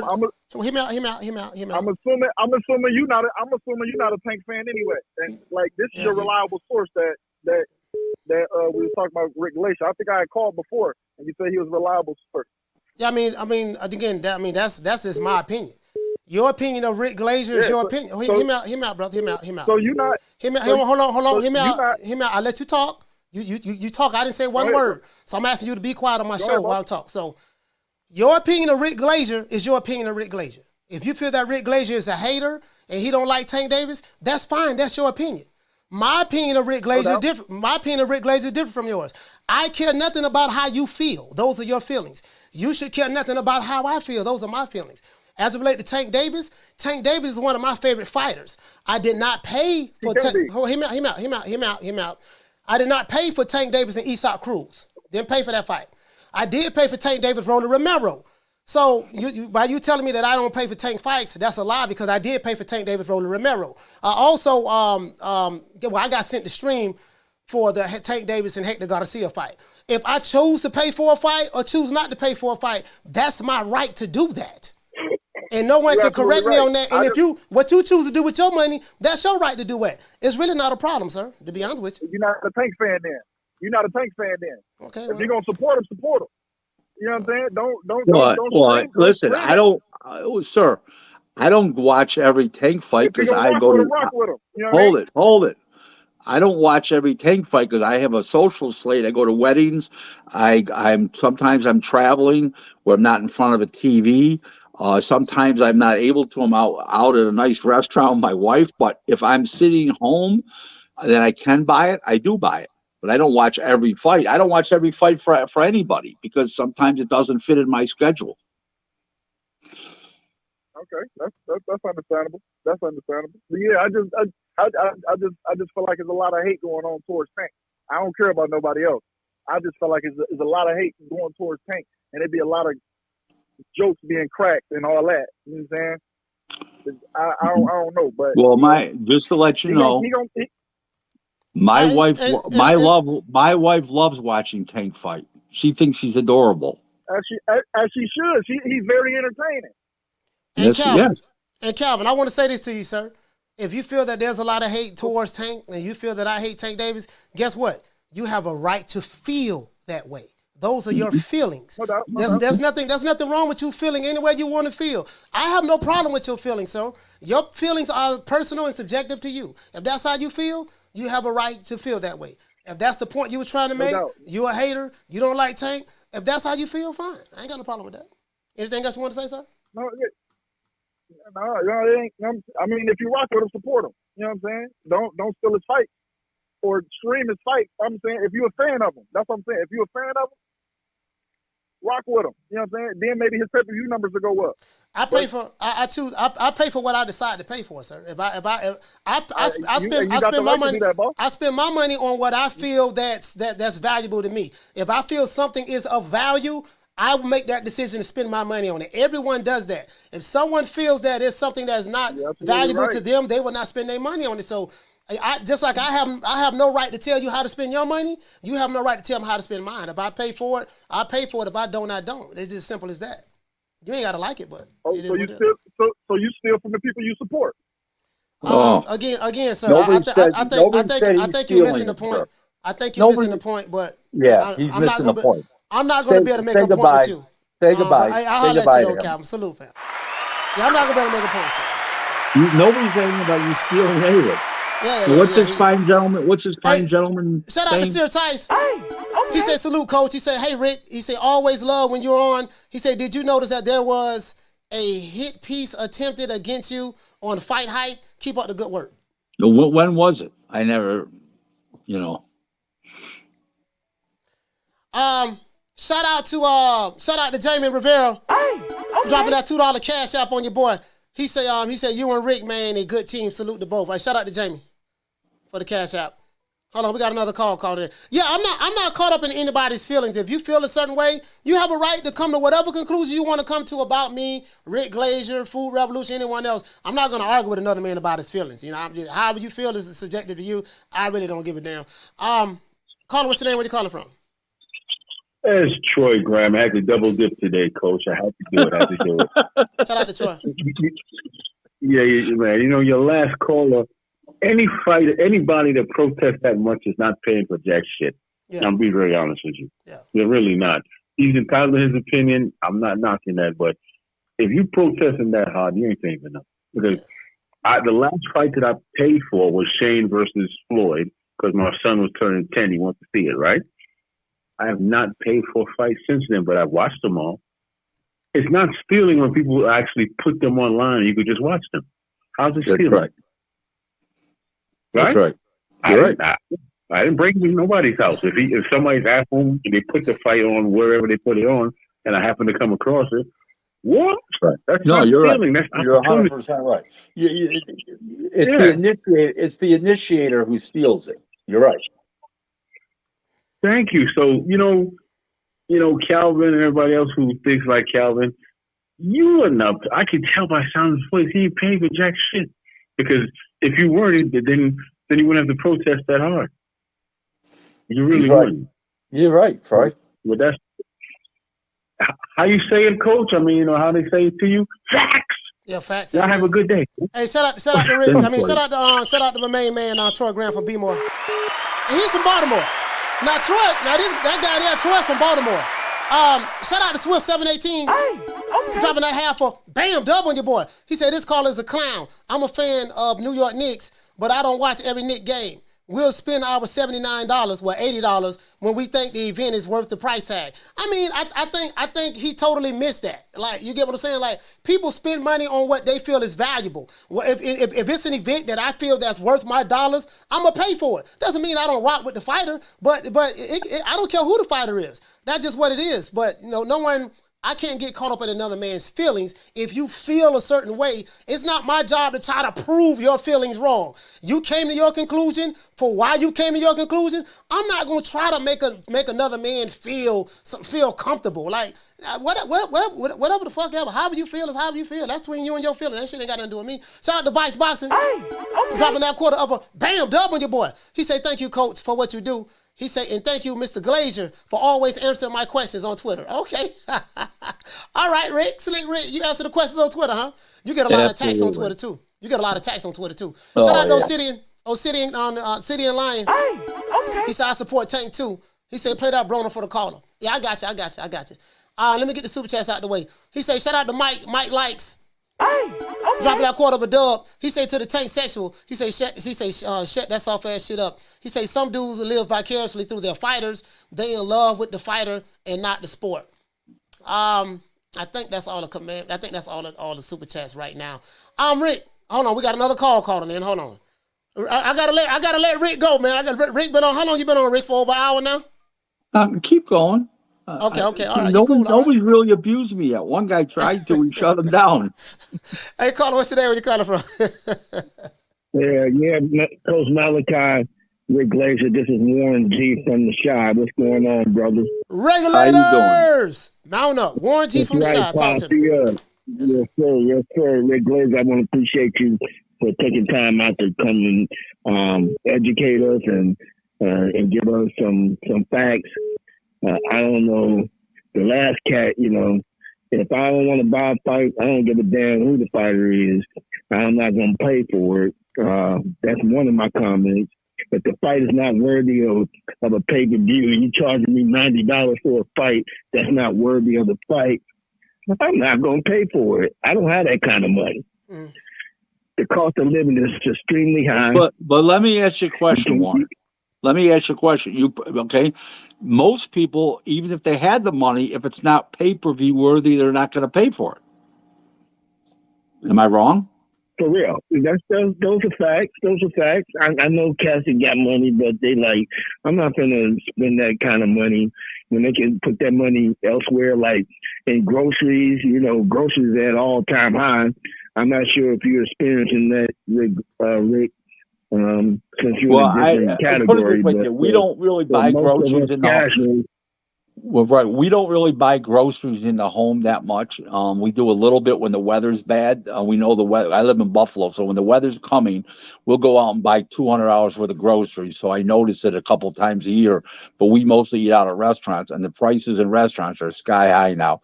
I used to go out for dinner to nice places for $60-65. Those same places cost me $120, $125 today. So it's affecting everybody. Yeah.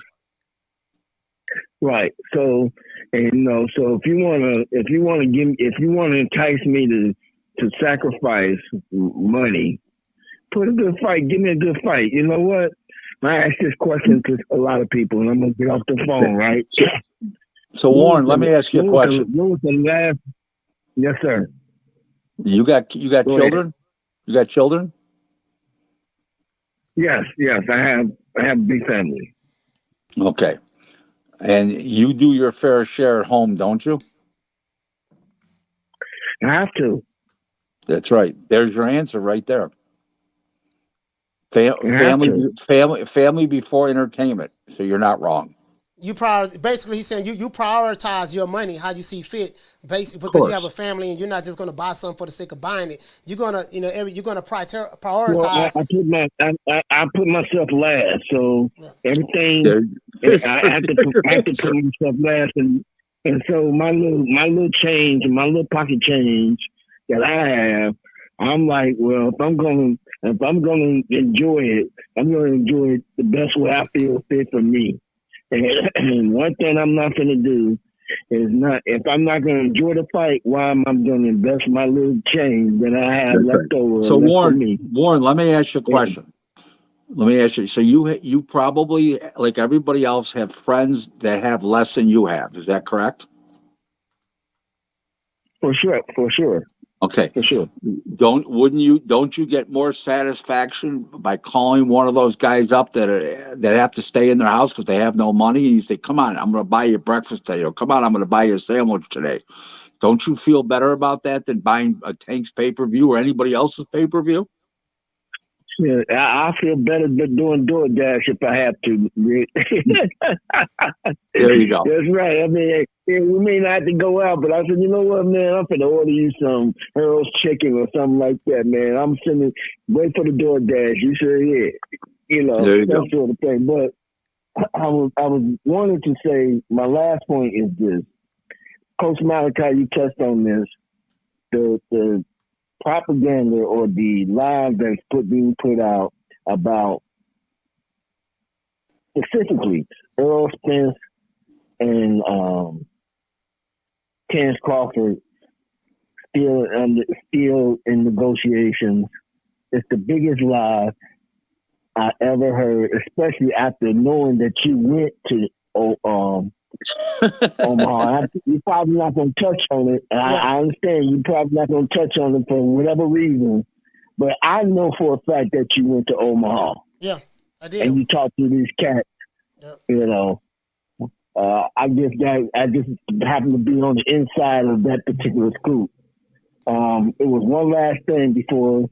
You know, I appreciate you guys, man, doing what y'all do. Y'all bring real boxing talk to casual fans, but as a casual fan, you know, this is the question I have for y'all. I need you to wrap it up. Okay, this is the last question. When was the last mega? When did you see? When did we have a mega fight? When was the last time we had a mega fight? And that's what we're blazing. I'm out.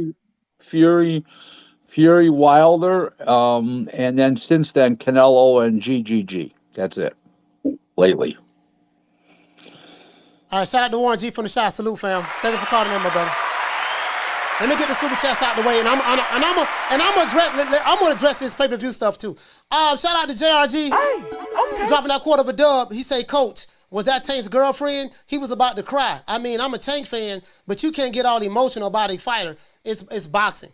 I mean, you know, I get it. I mean, some people feel a certain way. You know what I mean? He feel like that his fighter Tank is being attacked by me and stuff like that. And I'm not even attacking him. He totally missed the entire point. Shout out to Bud Crawford beats Easy Route Spence for dropping that quarter of a dub. He say, "Salute, coach." He say, "Rick, do y'all think the LDBC would turn on Wilder if he lead the PBC?" Yeah, we ought to address that. The answer to that is, you know, some will and some won't. Some will and some won't. Yeah, you came late. You came late, fam. But yeah, we already had to address that question. Some will and some won't. He say also Joshua EJ stablemate. Will they support him now? Oh, so he's saying that now that Joshua is working with Derek James, will those, I guess, pro PBC guys, pro Wilder guys support Joshua? No, because he's fighting for the white man, Eddie Hearn. So probably not. I mean, Devin Haney fighting for the white man. They support him. Anyway, shout out to Rockball. Okay. He said before streaming, for dropping that quarter of a dub, he said before streaming, we stole fights. He say by why? I guess he's trying to say maybe the black box. I don't know. Until the following Saturday to watch the fight for free. Okay, I don't know what he mean by that. WAI. I don't know what he mean by that. I remember the black box. Shout out to Jose Rendon. Okay. Dropping that half a dub on your boy. He said this guy missed the point. When Floyd came out and said that we're going to work smarter, not harder, and we're going to do in-house fights only, hit the nail right on the head. I'm not going to want to reward you, reward that just cause I like Tank. PBC was screwing the fans. Yeah, I get exactly what he's saying. Floyd said that we work smarter, not harder. You know what I mean? So he's saying that we don't have to fight the fights that the fans want to fight. We're going to fight the fights that we want to fight within our own stable, whether it's competitive or not, and we're going to put it on pay-per-view, and you just supposed to blindly support it, even though it's not what you want. That's crazy. Caller, what's your name? Where you calling from? Marquis calling from North Carolina. Marquis calling from North Carolina. Talk to me.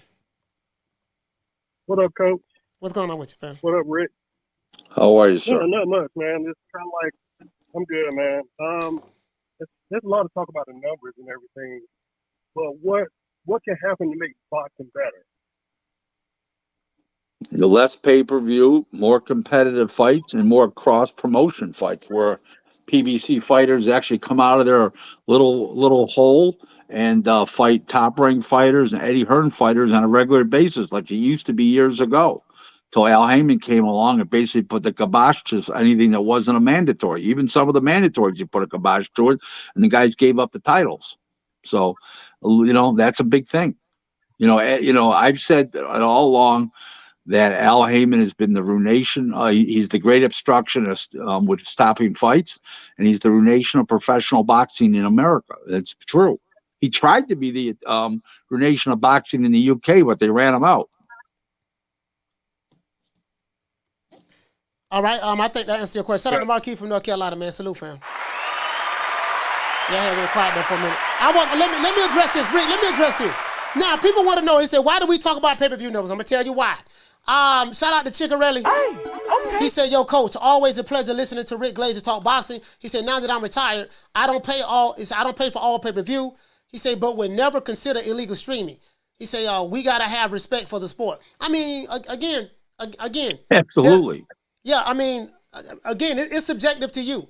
The way you feel, you say that we got to have respect for the sport by not illegal streaming. This is just a reality of the situation that we're in today. It is what it is. I think you can have respect for the sport, Chickarelli, by you just being the example. So and let not me run yourself. something by you. How come the cable networks, how come nobody's thought of this? So they have when you check in on the cable station, when you put it up, it's in your name, and they ask you your birth date. And if you're over 65 years old, they should give you 20% off on the pay-per-view. They don't do that, do they? No, you say they don't do that. You're talking about the actual the cable company.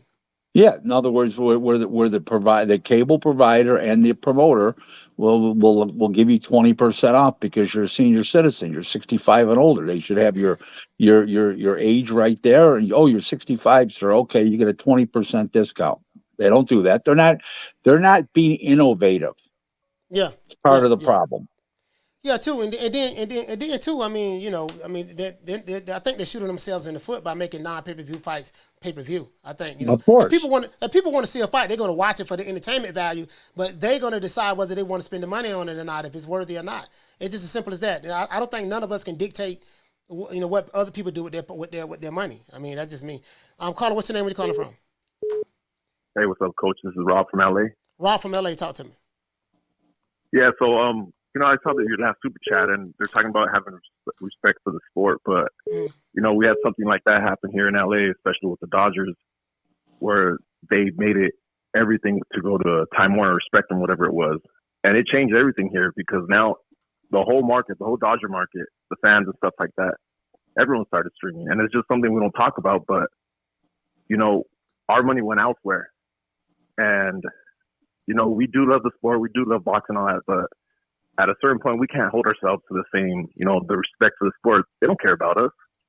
Our money's going to go to where we want it to go. And they lost our business already. So, it's I don't know why we should hold ourselves to that kind of respect for them when they don't respect us the same way, Yeah. Yeah, I see exactly what you're saying, Rob. You know what I mean? I get it. Hey, Rob, thank you for calling the show, man. I really appreciate you, fam. Salute, fam. LA, stand up, man. I'll be out there next month. I'll be in LA next month. Hey, let me get this super chat out the way. Shout out to Troy Graham. Okay. Dropping that $2. Bam, super chat on your boy. You say he's fighting for the white man. Okay, yeah, we talking about, they pick and choose when they want to support certain fighters when they fight for the white man or not. Rick, a couple things before I let you go. Now, I'm going to explain something to you. The reason why we talk about pay-per-view, it's not important to me. If I want to see a good fighter, if it's a good fight, I'm going to pay to see that good fight. The problem is when Floyd Mayweather, Showtime, and those guys, they use pay-per-view, and Leonard Ellaby, they use that as an example to talk about how successful and how big their fighters are. So and Floyd Mayweather used to brag about it all the time. They use that as a barometer to show how successful they are. So since they were the ones that was throwing that down fans' throat, I did this, I broke pay-per-view records, I had the largest pay-per-view, the largest gate, this and that. So since that came from Floyd Mayweather, since you kept forcing the numbers down people's throats, and now people use that same barometer, how many pay-per-views you sold, as a measuring stick to see how successful you are. That came from Floyd Mayweather. That came from him. 100%. So now when we still using that, now they saying, oh man, you know, my fight ain't do so well. Why y'all still talk about numbers? But these same guys who talk about why we talk about numbers, they were the same ones that use those numbers to justify why they fighter is a star. Then when it come to find out, the numbers don't support that they fight as a star, now they don't want to talk about numbers no more. If they were a motor, it'd be called blowback. Yeah. Caller, what's your name? Where you calling from? Whoa, what's up, Coach? It's Doug and D from Baltimore, man. Doug and D, talk to me, fam. What's up? What's up, Rick? How you doing? I'm trying to see, right? You said pay-per-view dead, Rick? It's hurting very badly. It's on life support. You're dead on arrival. So I want to know, right, why the undisputed champion tweeting out pay-per-view? You think that's a good idea for him? Which one? Who are you talking about? Devin Haney. He's not on pay-per-view. He may be going on pay-per-view. Like for the Loma fight, I think they were talking about pay-per-view. Well, it may be on the Loma fight, but no, I don't think it's a good idea. No. I think the fighters are getting paid too much, and that's why it has to go on pay-per-view, but I don't think it's a pay-per-view fight, no. Right. And then, what else I was very actually, right? Shit. Oh yeah, I was ready to say who you think like a bigger star like than Tank in the UFC. Who's what? Like pay-per-view, as far as like pay-per-view power and drawing power and shit like that. Well, Canelo is much bigger draw, obviously. No, I'm talking about American fighters. American fighter. He said, "That's a better draw than Tank Davis." I mean, yeah. I would say Crawford, because if you go by the Porter fight, he did 148,000 buys, and Tank's latest fight only did 61,000. Now you can't go by BLK because that's a startup, but when it was ESPN Plus pay-per-view, they did 148,000 buys. Spence's last fight only did 129,000 Ugas. So there's your answer. Right. But he don't got the drawing power like Tank, right? No, Tank does real well at the gate. Okay, he's not doing well on pay-per-view. That's been established now.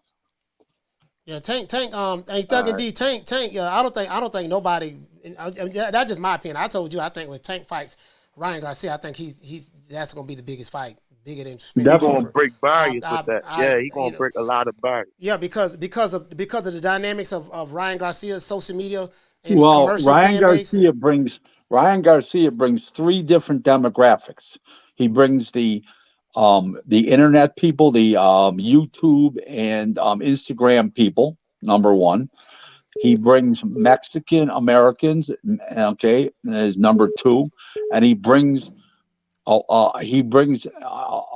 general sporting fan. Forget about boxing fans. He brings the general sporting fan. Yeah, we try and make the big fights, Rick. That's what we do. Yeah. And I was ready to say, right, I was going to say, and what did you initially report for the Rolly and Tank fight?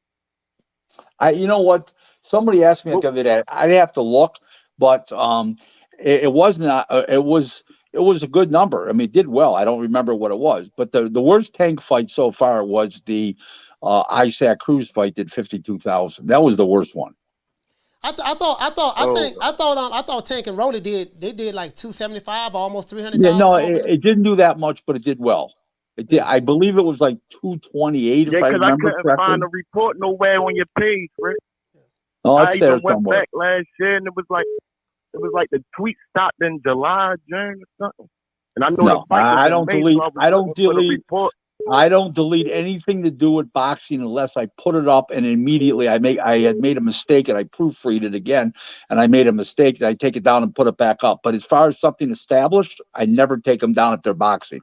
I might take something down about a football game or a comment about a football game or, a politics. But when it comes to boxing, they're up there permanently. I shot at the Thug and D, man. Yeah, I appreciate y'all. Wait, hold it. I know why it wasn't up there because I was suspended from Twitter when he fought Rolly, that time period. That's why it wasn't up there. That's why. Say it again, Rick. I was suspended from Twitter at that time. Oh, yeah. I peeped something about the Twitter jail, like, in the second one, but I ain't, you feel? Yeah, no, I was suspended from just Twitter at that point. Then I asked you personally because I wanted to know from you. Feel? Yeah, I think it did like 220. But I appreciate y'all answering my questions and stuff. Shout out to Thunder D, man. Keep doing your thing, Coach. D-Mo, stand up. Yes, sir. I sent you down Armor House with Bud and all them. You feel? Yeah. You doing your thing, Coach. I'm going to LA next month, man. Proud of you, man. Keep going. I like to see black man build. You feel? Yes, sir. Shout out to Thunder D, man. Doing your thing, man. Salute to Thunder D. Salute, fam. Yes, sir. Hey. Well, what are you going out there for a fight, Coach? No, I'm going out there to I have some interviews lined up. I'm going to interview. Well, I want to have a sit-down interview with Freeway. I'm gonna be with Freeway at the end of the month at the Agent Broner fight. But I'm going to LA. I got some interviews lined up. I was supposed to be interviewing this brother named Melvin Farmer, Ayatollah Marv. I'm trying to get a guy by the name of Big U. And then when I leave LA, I want to hit some boxing gyms, of course. And then I want to go to Vegas. What date should it be out there?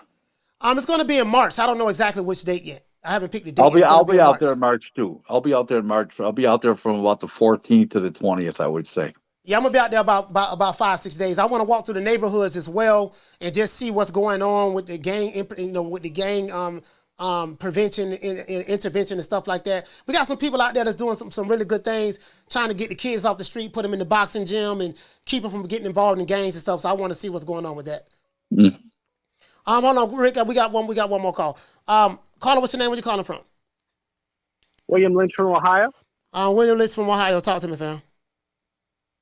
Hey, Coach. So I was listening to your show today, and I figured I wanted to put this out there. I consider myself a huge tank hater, but the reason why this matters so much to me is because I actually, regardless of what the man has done in his personal life, I actually do care about fighters. Because what you have here is not only them cooking the books in order to make it something that it's not, but you also got his own fans who are stealing out of his own pocket and claiming that they have love for the guy. Like, I don't want to see another Iran Barkley walking around in the streets when he's retired, man. You know what happened to him, right? Once he got big, made all that money, it was all good. He was spending for people in his circle who claimed they loved him. And then when he was losing, nothing. He was broke. He was on the street for how long before his former opponents had to put a poll together just to get him an apartment because he was that broke. I don't want to see that for Tank when he retires, regardless of what kind of a person he presents himself as, because I don't feel like any fighter who gets up on a stage to put their body, in mortal peril for our entertainment deserves that kind of fucking disrespect, in my opinion. Okay. A lot of truth to that. Sorry, I'm outside. Yeah. Thank you. Shout out to Will. Salute, fam. Shout out to Will. Salute to you, fam. Hey, Rick. This is before I let you go, this is the thing. I just wanted to say this. This is the reason why we talk about the pay-per-view numbers, because again, a lot of fans used to use these talking points and even YouTube channels to say, hey, my fighter's a star. He's a celebrity. He's the A-side. Okay, well, what if you think your fighter's the star and A-side based on fabricated numbers? Then now we're having arguments about nothing, because everything is fabricated and it's not true. And again, Floyd Mayweather was the one that made this a big deal. So people who followed Floyd Mayweather and now with the PBC, those guys were the ones that was making that a big deal. Tank is a box office star at the gate in my eyes. You know what I mean? I like Tank a lot. But what I'm saying is, I'm saying the hyperbole and and just a lot of the stuff that these fanboy YouTube channels who want to get in with these promotional companies and stuff like that, they report these floated numbers that's not substantiated and backed by anything, and then when the numbers don't fit their narrative, they'll lie. And then when Stephen Espinosa come out and say, hey, all of you guys who said it did 400,000, 350,000 pay-per-view buys, that wasn't true. It did less than 200,000. Now those guys are radio silent, but you were using those same talking points to justify why certain fighters shouldn't fight other top fighters, or why my fighter is this and that. So now you can't have it both ways. That's all I'm saying. Hey, Rick, is there anything else that you want to say before you go? My Twitter handle is at Real Rick Glaser 1. There's a lot of fake Rick Glaser accounts out there. I've got about 5,800 followers, and I started in January of 2020, and that's the real one. So and I answer all boxing questions. They're never too tough. They're as long as they're boxing questions, I'll answer them. And I'd like to say thank you for having me today, Coach. It's always a pleasure. And let's do this again very shortly. Let's not be strangers. All right, let's do it next week. You're on, right. Coach. Definitely. Hey, shout out to Rick Glaser, man. Let's give the brother a round of applause. Rick Glaser in the building. He's gone. I appreciate Rick for taking his time out. His Mondays are very, very busy. I want to say this. Because I want to address two things. This is why we talk about the pay-per-view numbers. Me personally, I don't care.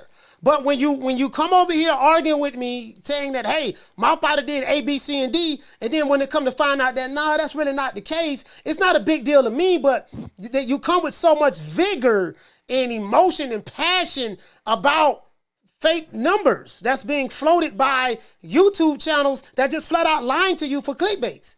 And even on Twitter and stuff like that. So that's why we talk about it. It has nothing to do with Tank. This is really just, hey man, this is what goes on in the sport. This is what goes on in the sport.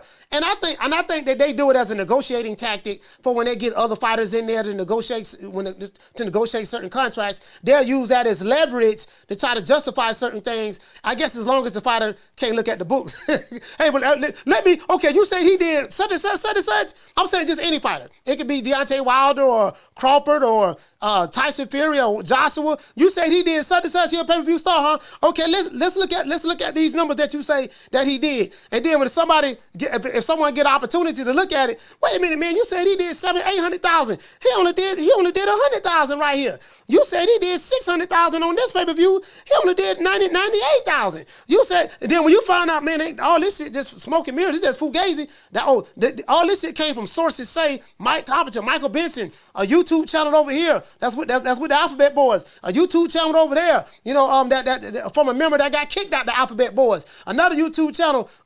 This guy is a fan. This is the Leonard Ellaby fan. You get what I'm saying? This is a Booger Ray fan, and he's trying to get in the good graces of Booger Ray. So they want to put misinformation out there. So that's all. That's why I talk about it as it relates to this. Again, when it comes to dealing with another grown man's feelings, if you are a grown man and you feel a certain type of way about me, I feel a certain type of way about your fighter, there's nothing wrong with your feelings.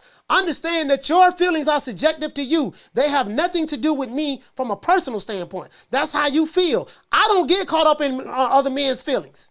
You get what I'm saying? Nor should another man get caught up in my feelings. I'm going to call it the way I see it, and that's that. You know what I mean? So, again, I'm going to tell you like I always say, I ain't got no emotional attachment to any of these fighters like some of you guys do. To be honest with you, know what I mean? I'm my guy, Marvelous Marvin Hagler, Salvador Sanchez, Pernell Whitaker, Roy Jones, Sugar Ray Robinson. Sugar Ray Robinson, my favorite fighter. You know what I mean? Carlos Monzon. John the Beast Mugabe. So, that's where my heartstrings are at. I don't have any heartstrings connected to any fighter today in boxing. I have fighters that I like. I have some fighters that are my favorite fighters, but my heartstrings are not there like it is with the old school guys. You get what I'm saying? And that's just where I'm at. And there's nothing that no one's going to do to change that. You get what I'm saying? So I ain't get caught up in another grown man feelings about no doggone, oh man, I don't like, hold on guys. Yes, sir. Yeah, I'm still on the show. I'm still on, so I hit you back. All right. Yeah, that's how that's called. Yeah, man, you get what I'm saying? So yeah, so I don't, you know what I mean? I can't get. It's not my job. It's not my job to change your mind about how you feel. He said, Coach, when you dropping that Crawford interview? I'm not. Everybody's mind is already made up by how they feel about Crawford or Spence. It's not my job to bring up. It's not my job to do that. I'm not going to drop that, fam. I'm not. I'm just letting you know I'm not. You know what I mean? However anybody feel about the situation is how they feel about it, but it is what it is. And that's that. That's that. Carter, what's your name? Where you calling from? What's up, Coach? It's the inevitable. D-Block, D-Town, D-City, D-Ville, Baltimore, stand up. D-Block, talk to me. Coach, my bad for calling back, man. But today's show was on fire. Just want to let you know that I appreciate you having Rick Glaser. And like you said, we just want the truth. We don't want lies. You know, like they just spit lies at us and think that we're okay with that. Like, yes, I'm ready. Tell me whatever lie you want to tell me. We just want the truth. As a boxer, like you said, Coach, it really don't matter at the end of the day. You know, like I always say, like we ain't making that money, we ain't making that bread. But don't come at us like dummies, like we're stupid. You know, and not just that, for giving us fights that we have to pay for that don't even need to be on pay-per-view, right? And that's why I see, like, everything. I could honestly say this, Coach, like Deontay Wilder, he's starting to notice that, hey, what's going on here? Where's my money? Like Deontay Wilder don't play games, and he don't like it when people play him. So do you, and this is one of the questions that I wanted to ask you and Rick, but, you know, I just didn't have time because I was being patient. But do you think that Wilder will be one of the few others that'll probably start leaving PBC soon? That's all I got to say on that, Coach. D-Block, D-Count, D-City, D-Ville, Baltimore, stand up. Shout out to D-Block. I don't know, man. I mean, again, I don't know. I don't know. I think at the end of the day, Wilder's going to have to do what's best for him. If the money is not there, the money's not there. At the end of the day, it's a business, and I want to know if these guys are going to. I want to know if these guys are going to do the same thing that, you know, to Wilder. Let's say Wilder leaves. Why they won't tell Wilder, sign the contract, Wilder? 60-40, 70-30, 80-20. Take whatever I'll give you. Sign the contract. Why you crying about money? You trying to fight for greatness. Like, okay, Wilder is saying that, hey man, the money ain't there. Ain't no money there, man. So now I'm fielding offers from other promotional companies. So he's going to leave the land of Wakanda. He's going to leave the land of Wakanda, meaning the PBC, in order to venture off into other endeavors. And guess what? He might end up signing with a colonizer. He might, well, I'm being facetious when I say Wakanda, calling PBC Wakanda, then colonizer. I want to use these talking points that a lot of you Wakandas use. So, who may be watching this show. So I like to throw your words back at you. You know what I mean? So, you know, I don't want you picking and choosing who signed the contract. Since 60-40, 70-30, 80-20, picking and choosing, when they ain't with the PBC, we gonna diss them. Because if Crawford can be top ranked Toby when he's with Showtime, with ESPN top ranked, surely goddamn Devin Haney can be top ranked Toby too, right? Devin Haney with the white man, Bob Bam. Ain't he a top ranked Toby? Oh, it's different because Bill Haney give y'all interviews. Okay. All right, shout out to Ben Gunn. Salute to you, fam. Shout out to Ben Gunn. Salute to you, fam. See, I like to point out the double standards and the hypocrisy. And I say this time and time again. If these guys did not have a double standard, they would not have a standard at all. True. He said Wilder going to BLK Prime. You know what? I think earlier in the show I said that I did receive a call from someone about 2 weeks ago, saying that Wilder was fielding offers from other promoters for the Andy Ruiz fight, and I didn't shoot a video on it. I didn't talk about it because I doubted it. I was like, man, you sure? And this guy was with that same company that you're talking about right now. I have his phone number. Right here, and me and our brother talk at least about once every 2 weeks. Once every 2 weeks. He told me that. I'm dead ass serious. I didn't even shoot a video on it. Shout out to Jethro. He said, I thought Wilder is lawyer. I mean, we're going to find out. You get what I'm saying? We're going to find out. I'm just saying, like I point out, and this is why, listen, when it comes to business, you can't do racial, you can't do skin color politics. When it comes to business. On that level, those guys only care about one thing, the green, the money, the dollar, right? And fighters should negotiate the best deals they possibly can for themselves, since they are the ones getting hit and all that stuff there. But there is so much misinformation out there about Crawford and Spence that's been put out there by YouTube channels. There's so much misinformation been put out there. There's stuff that I know to be blatantly false. I confirmed a lot of things in Omaha, Nebraska when I went there myself. Not going to talk about what me and Bud spoke on. Not going to talk about what me, Bo Mac, just the whole team spoke on. I'm not going to talk about that. You see what I'm saying? But I'm gonna say this. I know for a fact that a lot of this stuff that's being said, even right now, about the stuff that's going on, supposed to be going on in the background, that shit is a lie. It's a bold-faced lie. But again, it's not my job to make people believe anything. Believe what you want to believe, whatever. Just sit back and wait and see if it happens. I doubt it, but just keep waiting. Hold your breath. Hold on.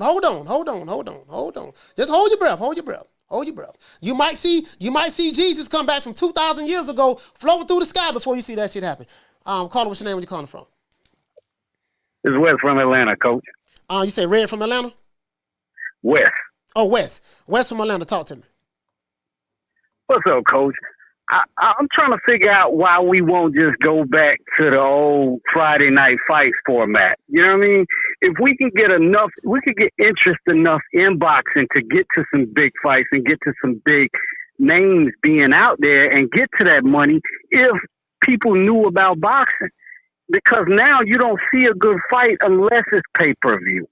Unless you run from one place to the next place, to this app, to that app. Mm-hmm. And back in the day, you could just watch a fight every week. Yeah, I mean... And you get familiar with boxing. I mean, you know what, though? Hey, Wes, you know what? I mean, a lot of the fans, like yourself, you love the sport of boxing, I love the sport of boxing, Thug and D, other people, Food Revolution, you guys come with some really, really good, like some really, really good ideas. You know what I mean? But...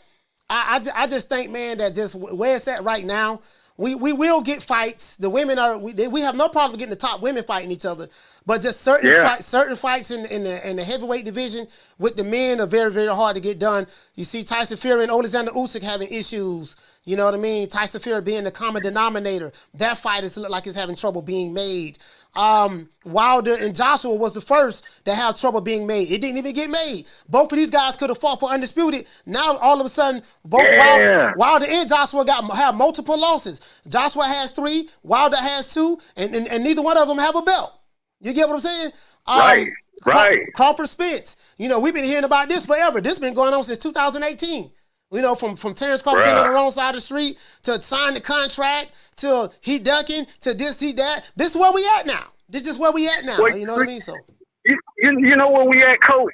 We in the information age, and it's dope that because boxing is doing what it's doing, we got guys like you that at least give us boxing saying something to talk about, something to do, since the fights are so far apart now.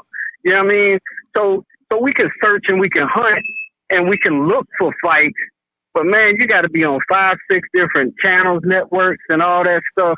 And in real life, if I got in an argument with a lady the other day who was talking about how boxing everybody's running, right, in terms of the fights, everybody's ducking fights, and I'm saying nobody's ducking fights. What's happened is the promotional companies realize how to make so much money off somebody's name and somebody's back that now all of them want to make that kind of money.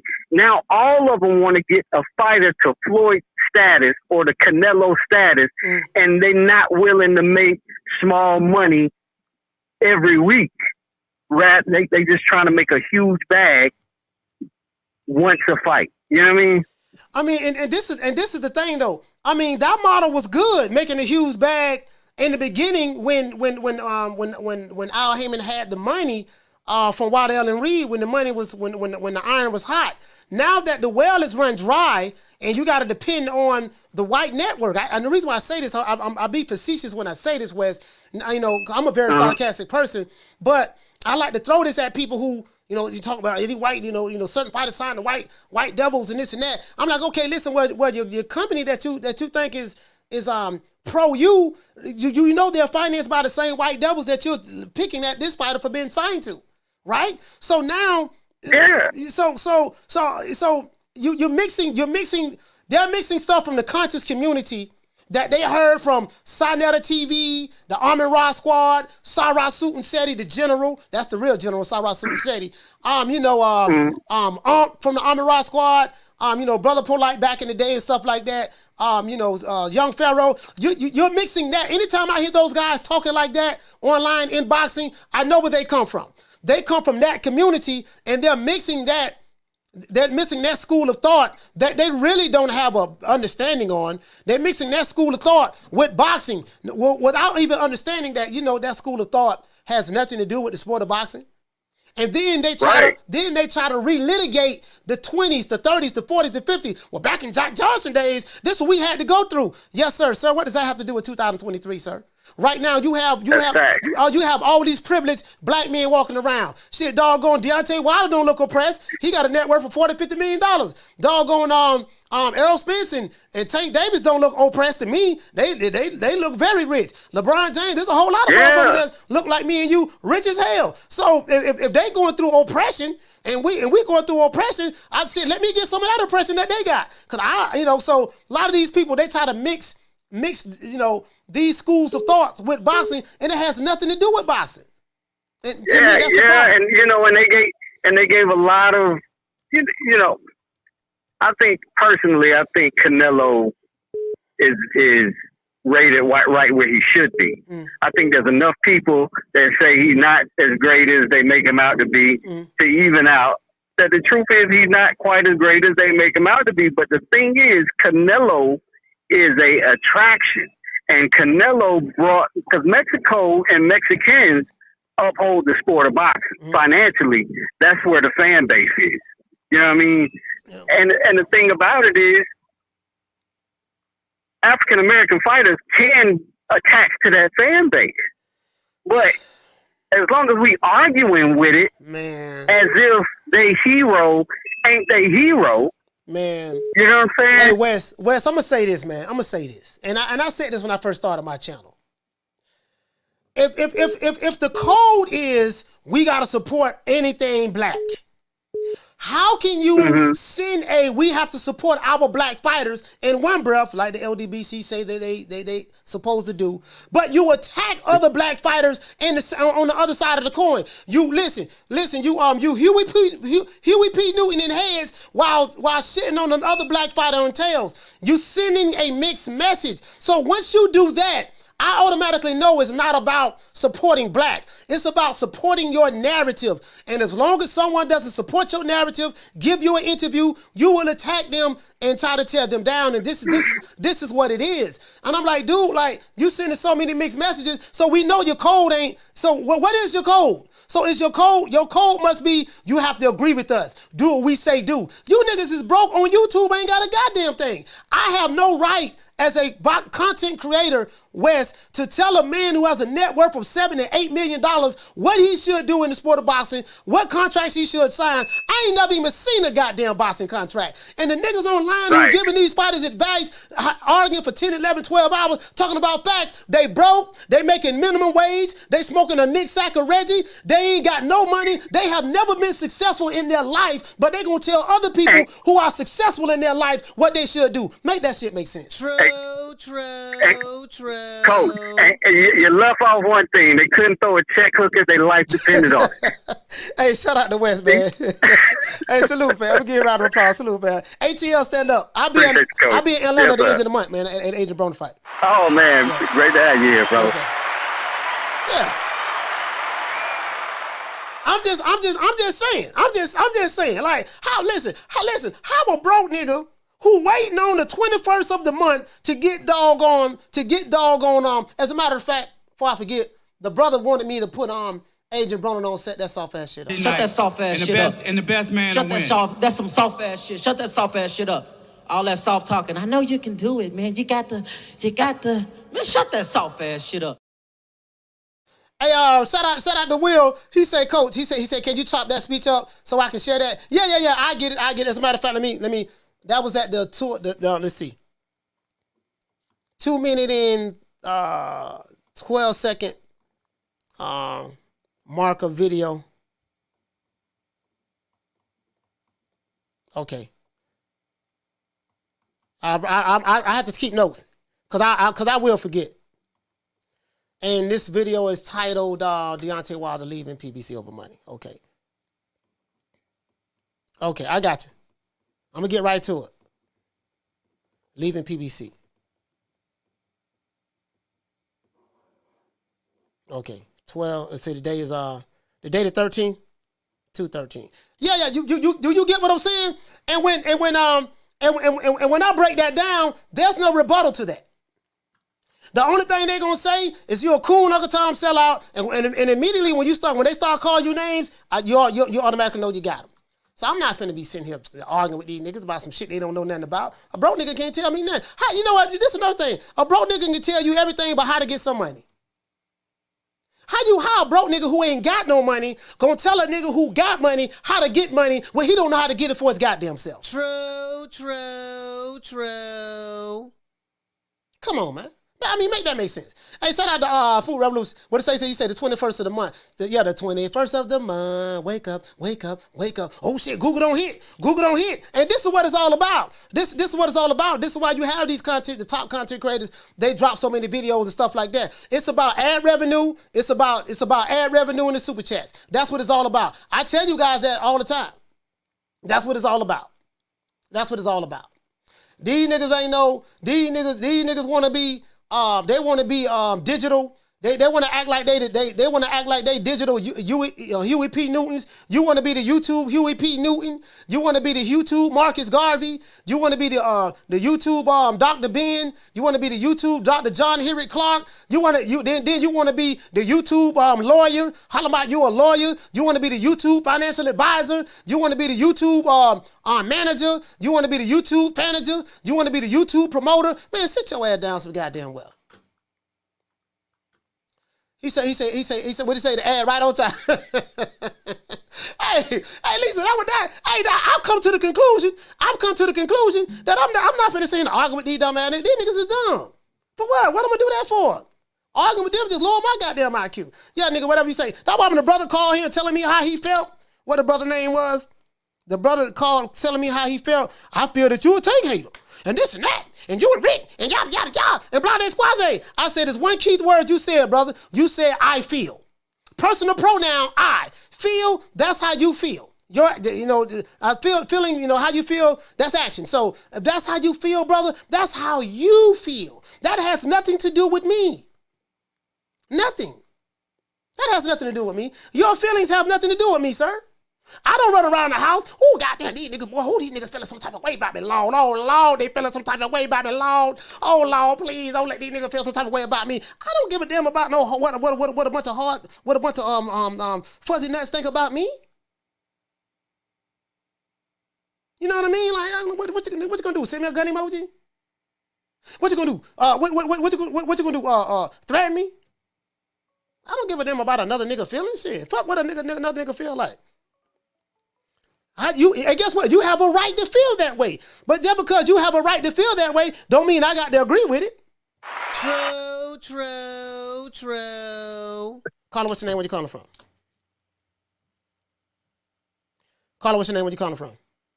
Hey, yo, what's up, coach? It's L Dog. Calling from Sacktown, Oaktown, Motown. What's up, brother? Al calling from Sacktown. Well, talk to me, man. Man, I great show today, man. You and Rick, man, that's awesome, great show. I don't get these dudes, man. I don't get it. It's crazy to me. It's all about boxing, not falling in love with Tank or whoever these PBC fighters are. Yeah. But by the way, that dude's name was Calvin. Oh, Calvin. Oh, yeah. Oh, that's it. Yeah, facts. Yeah, Calvin with 30 ain't hot, boy. Yeah, nigga, I feel like that you hate Tank. You's a Tank hater. And you don't even support Tank. You about to pay. Bro, I can show y'all receipts. I did a bunch of fight parties last year, right? Man, I got all kind of receipts. I can show you my email where I bought all the pay-per-views I bought, bro. 2000, because I'm a content creator, so 2021 to 2022, I bought a lot of pay-per-views. You know what I mean? Now, I didn't buy all of the pay-per-views, but again, that's like telling me, yeah, nigga, you like Jordan-ass jeans? Well, you should buy all of them then. Buy all the Jordan-ass, or buy all the Nikes. Well, you know what? There's certain Nikes I like and there's certain Nikes I don't like. If it's a fight that I don't like, you can't tell me because I support the fighter, I need to buy the pay-per-view. Especially the guy who called in, he probably ain't buying the goddamn pay-per-view because the numbers are what they are.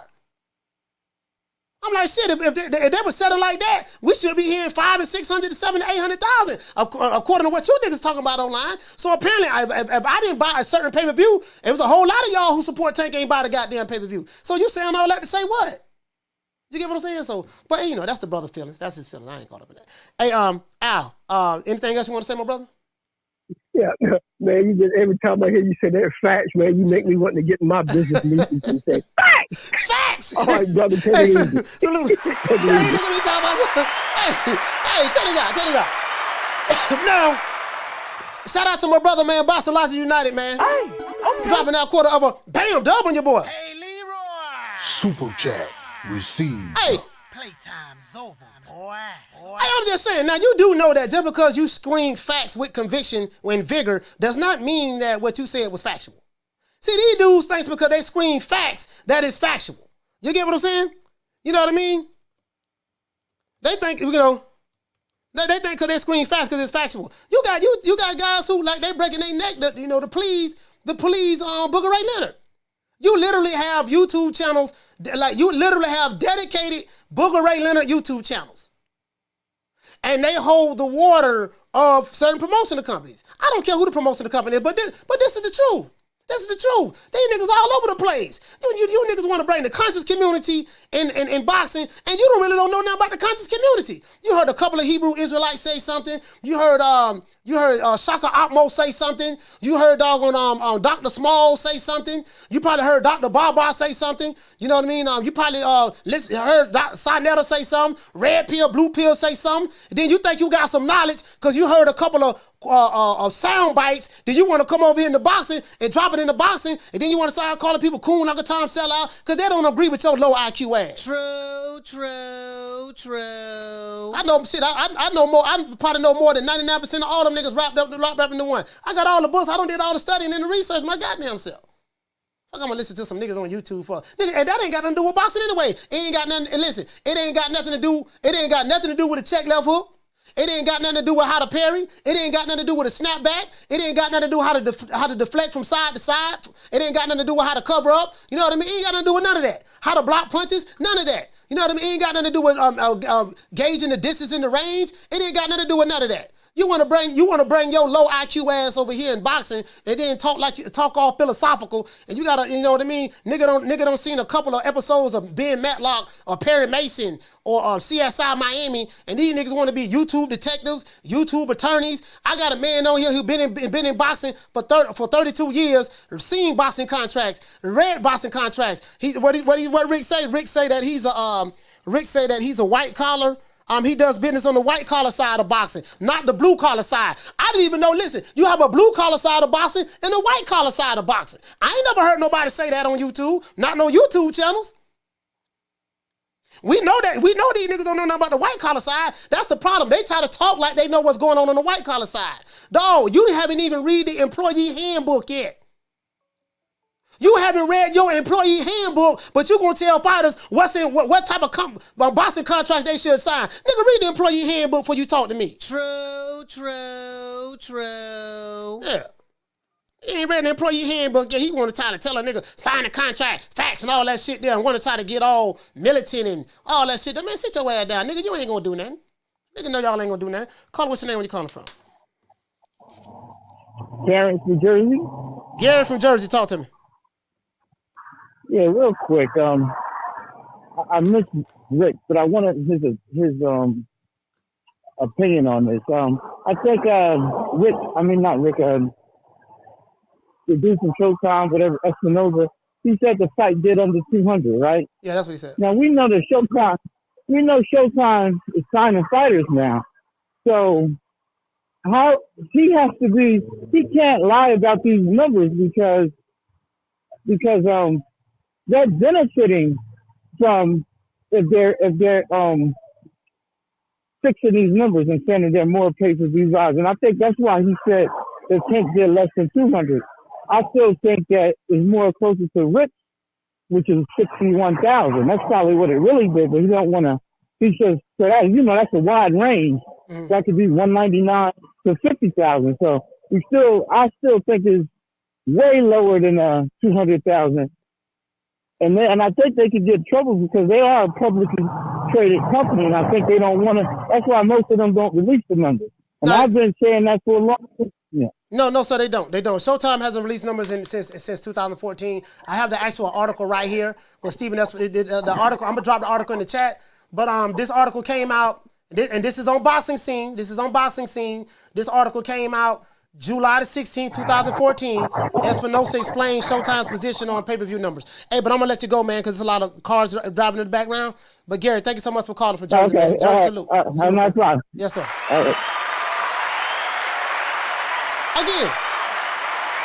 Again, it's not a big deal to me. It's not a big deal to me. You get what I'm saying? It's not a big deal to me at all. Takes nothing away from a fighter's talent, skill set, and all of that stuff there. But on the sport of boxing online, everybody has drawn their line in the sand. I get that. I understand that. You drew your line in the sand, ain't nothing gonna change your mind. A lot of these dudes lack critical thinking skills. Listen, when you come over here with that fake revolutionary shit, I understand your mindset very well. You lack critical thinking skills, you have a victimhood mentality, you participate in the Victim Olympics, and you low IQ. Right? And so when you mix all that together, there's nothing that you can say to that individual. I don't even try to change their minds. Say what you're gonna say. Sir, are you finished? Okay, cool. I totally disagree. Hasta luego. I'll holler at you and keep it moving. That's what I do. Cause some people try to argue with you. I'm not finna do all. Yeah, whatever you say, man. Caller, what's your name? Where you calling from? Yo, this is Adrian from LA. Adrian from LA, talk to me. Hey, so, okay, with this Rick dude, well, first of all, I didn't want to call in. You made me call in. Now, with this Rick dude, okay, it's like he has something against PBC because PBC does in-house fights and this and that. Like, we get that. Everyone kind of does in-house fights until there's a mega fight on the table. Mm-hmm. But my point is that the Zone does the exact same thing, and they're keeping Canelo busy with these BS fights on the Zone that no one was really asking for. Mm. And if John Ryder was with the PBC, he would not be Canelo's mandatory. Would you agree with that? You said if John Ryder was with the PBC, he wouldn't be Canelo's mandatory? Yes. I don't know. I don't know about that because the WBC. See, the thing is, fam, the WBC do what the hell they want to do. So the WBC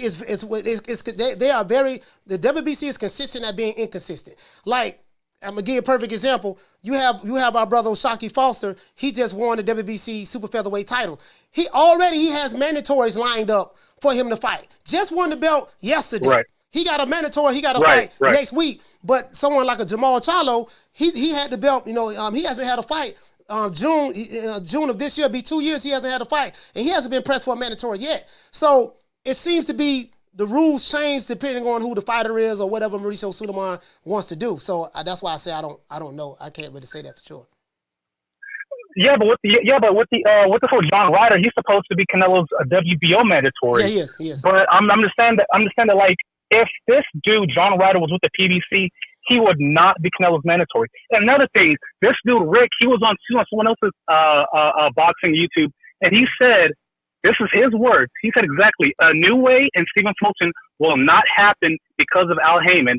And then Stephen Fulton, he did an interview on Fight Hub, one of the two, and he said that Al Haymon gave him his blessing to go over there and go to Japan as the champion and fight a new way. I heard that. So this dude Rick, he just has it up for PBC, and I don't know why. We all know they do in-house fights. Okay, we all know that. We know the sanctioning bodies are full of it. We all know that. Mm-hmm. But he's just always aiming at the PBC. I wish I would have called earlier, but I was running errands. You know what it is. It is what it is. But, that's all I got to say, man. Yeah, I wish you would have called earlier, fam, because you could have asked him and he could have addressed that for you. He had a business dealing with Al Haymon about almost 20 years ago. It didn't go so well. And so his issue is more so with Al Haymon. And he has a right to feel that way. You have a right to feel the way you feel about Rick Glaser as well. There's nothing wrong with that. So, but that's what that is. He actually know Al Haymon personally. He met him. He dealt business with him, and it didn't turn out right. And he's still holding a grudge for whatever the reason may be. And that's just what it is. So I'm not saying it's right or wrong, but that's what he said on the show. So if you would have called when he was on the show and asked him that, he would have told you. Mm-hmm. He would have told you. And lastly, my last one, I don't know who you up. I'm about to go shopping again. But anyway, lastly, it seems like PBC Showtime are the ones that bent over backward to make the Ryan Garcia fight happen, because when has it ever happened that the secondary promotion gets to air the fight for a big fight of this magnitude? It seems like whatever Ryan Garcia was demanding, it seems like Showtime bent over backwards to let the fight air on DAZN when they really didn't have to. Where did you get that information So this from? whole thing, where did the information from as far as what? No, I'm just saying. You're saying that it seemed like the PBC bent over backwards to give Ryan Garcia whatever he wanted. I think Tank. Yeah, I think Tank is the A side, right? So they're using A side, B side stuff. That's what they're saying. So I don't know. Has that fight been signed yet? Is that fight official? No. From what I heard, it hasn't been signed yet. But what I was saying was that like they're like Golden Boy and Oscar De La Hoya had demands saying this fight needs to air on DAZN also because DAZN has built up Ryan Garcia. But that's not how it works. It's like, to my knowledge, whoever wins the right is the fight. So I don't know why the fight has to be on DAZN or there's no fight. No. Secondary or Showtime. Yeah, I think you're mixing some things up. What they're saying is the fight with Tank Davis and Ryan Garcia, if it happens, it will be on Showtime and DAZN. It will, right? But Showtime is going to be the lead network to show it. Right. That's what I'm saying. Yeah, the confusion that came about was, Tank wanted a rematch clause. And Ryan Garcia didn't ask for one. He doesn't have a rematch. So if Ryan Garcia loses, that's it. Tank has a rematch clause. According to what they're putting out, I don't know for sure. This is what being put out through Michael Benson and Mike Coppinger. So we're hearing it from what they're saying that they heard from somebody else. So, so we hear it. I don't like them either. You get what I'm saying? So they're saying right. that. So from what they put out there, when I say they, I mean Michael Benson, Mike Coppinger, and those guys. They're saying that if Tank were to lose and activate his rematch clause, Oscar De La Hoya want to have the fight. Hey, since Tank, we want the fight. We want to be the lead promoter. I want DAZN to be the lead promoter. If Ryan Garcia were to win the fight, and that seemed to be what the hang up is. I just want to see the fight, man. That's something between the networks. I mean, it is what it is. But Adrian, thank you for calling. Yeah. All right. Take care, man. Yes, sir. All right, later. Yes, sir. Yeah. Yeah, just all that shit there, man. Again, and then you guys let me know when the fight is signed. Like, I haven't heard anything from a New Way or Stephen Fulton has been signed yet. So I don't know, I believe that when that actually gets signed, but I hope it's, but I hope it happens, but I don't think that's official yet. Shout out to Swift 718. Hey, okay. He said New Way Fulton isn't official yet, bro. Oh, okay. Okay. All right, cool. Yeah, so let's hope. Let's hope that trend's in the right direction. Caller, what's your name? Where you calling from? Hey, what's up, Coach? This is Ray from Harlem. Ray from Harlem. Talk to me, fam. Hey, how you doing, Coach? I'm doing all right. First of all, I want to say I'm a big fan of your page, man. Been a fan since this past September, man. You really got a fan of me for real. But 2 questions real quick. What do you think about Berlanga signing? I don't know where he's signing at, but he said he's going to announce it like early this week or something like that. What do you think about his career and the projection of his career? What do you think about that? Edgar Berlanga, man, Edgar Berlanga is very intriguing to me because he's a young guy. He has a lot of talent. He came out of the gate. He knocked out like his first 15, 16 fighters, and he was getting a lot of hype. They was comparing him to the great Tito Trinidad, Miguel Cotto, stuff like that. Yep. Then I think his last 4 or 5 fights, he went the distance. And some would even say he lost his last fight. He got the gift from the judges. So I think what I see with Edgar Berlanga is once he sees that, hey, I'm not going to knock everybody out, and once that competition gets on a more of an even playing field and he steps up, he's going to see that things are going to be a lot different and harder. So with him, regardless of who he may sign with, he may sign with the PBC and Al Haymon. He may sign with Golden Boy. Maybe he'll sign with DAZN. I don't know. Matchroom, I don't know. But I think that matchmaking is going to be very, very key for Edgar Berlanga. If he feels that he's ready to take on the top guys, I'm not the one to stop him. I'm not the one to stop him. So it is what it is. Right. I agree with that. I think I appreciate him, not just trying to fight Dominicans all the time and shit. So. Yeah. He's not pulling the Haymon. He's not pulling the Haymon McGill. Exactly.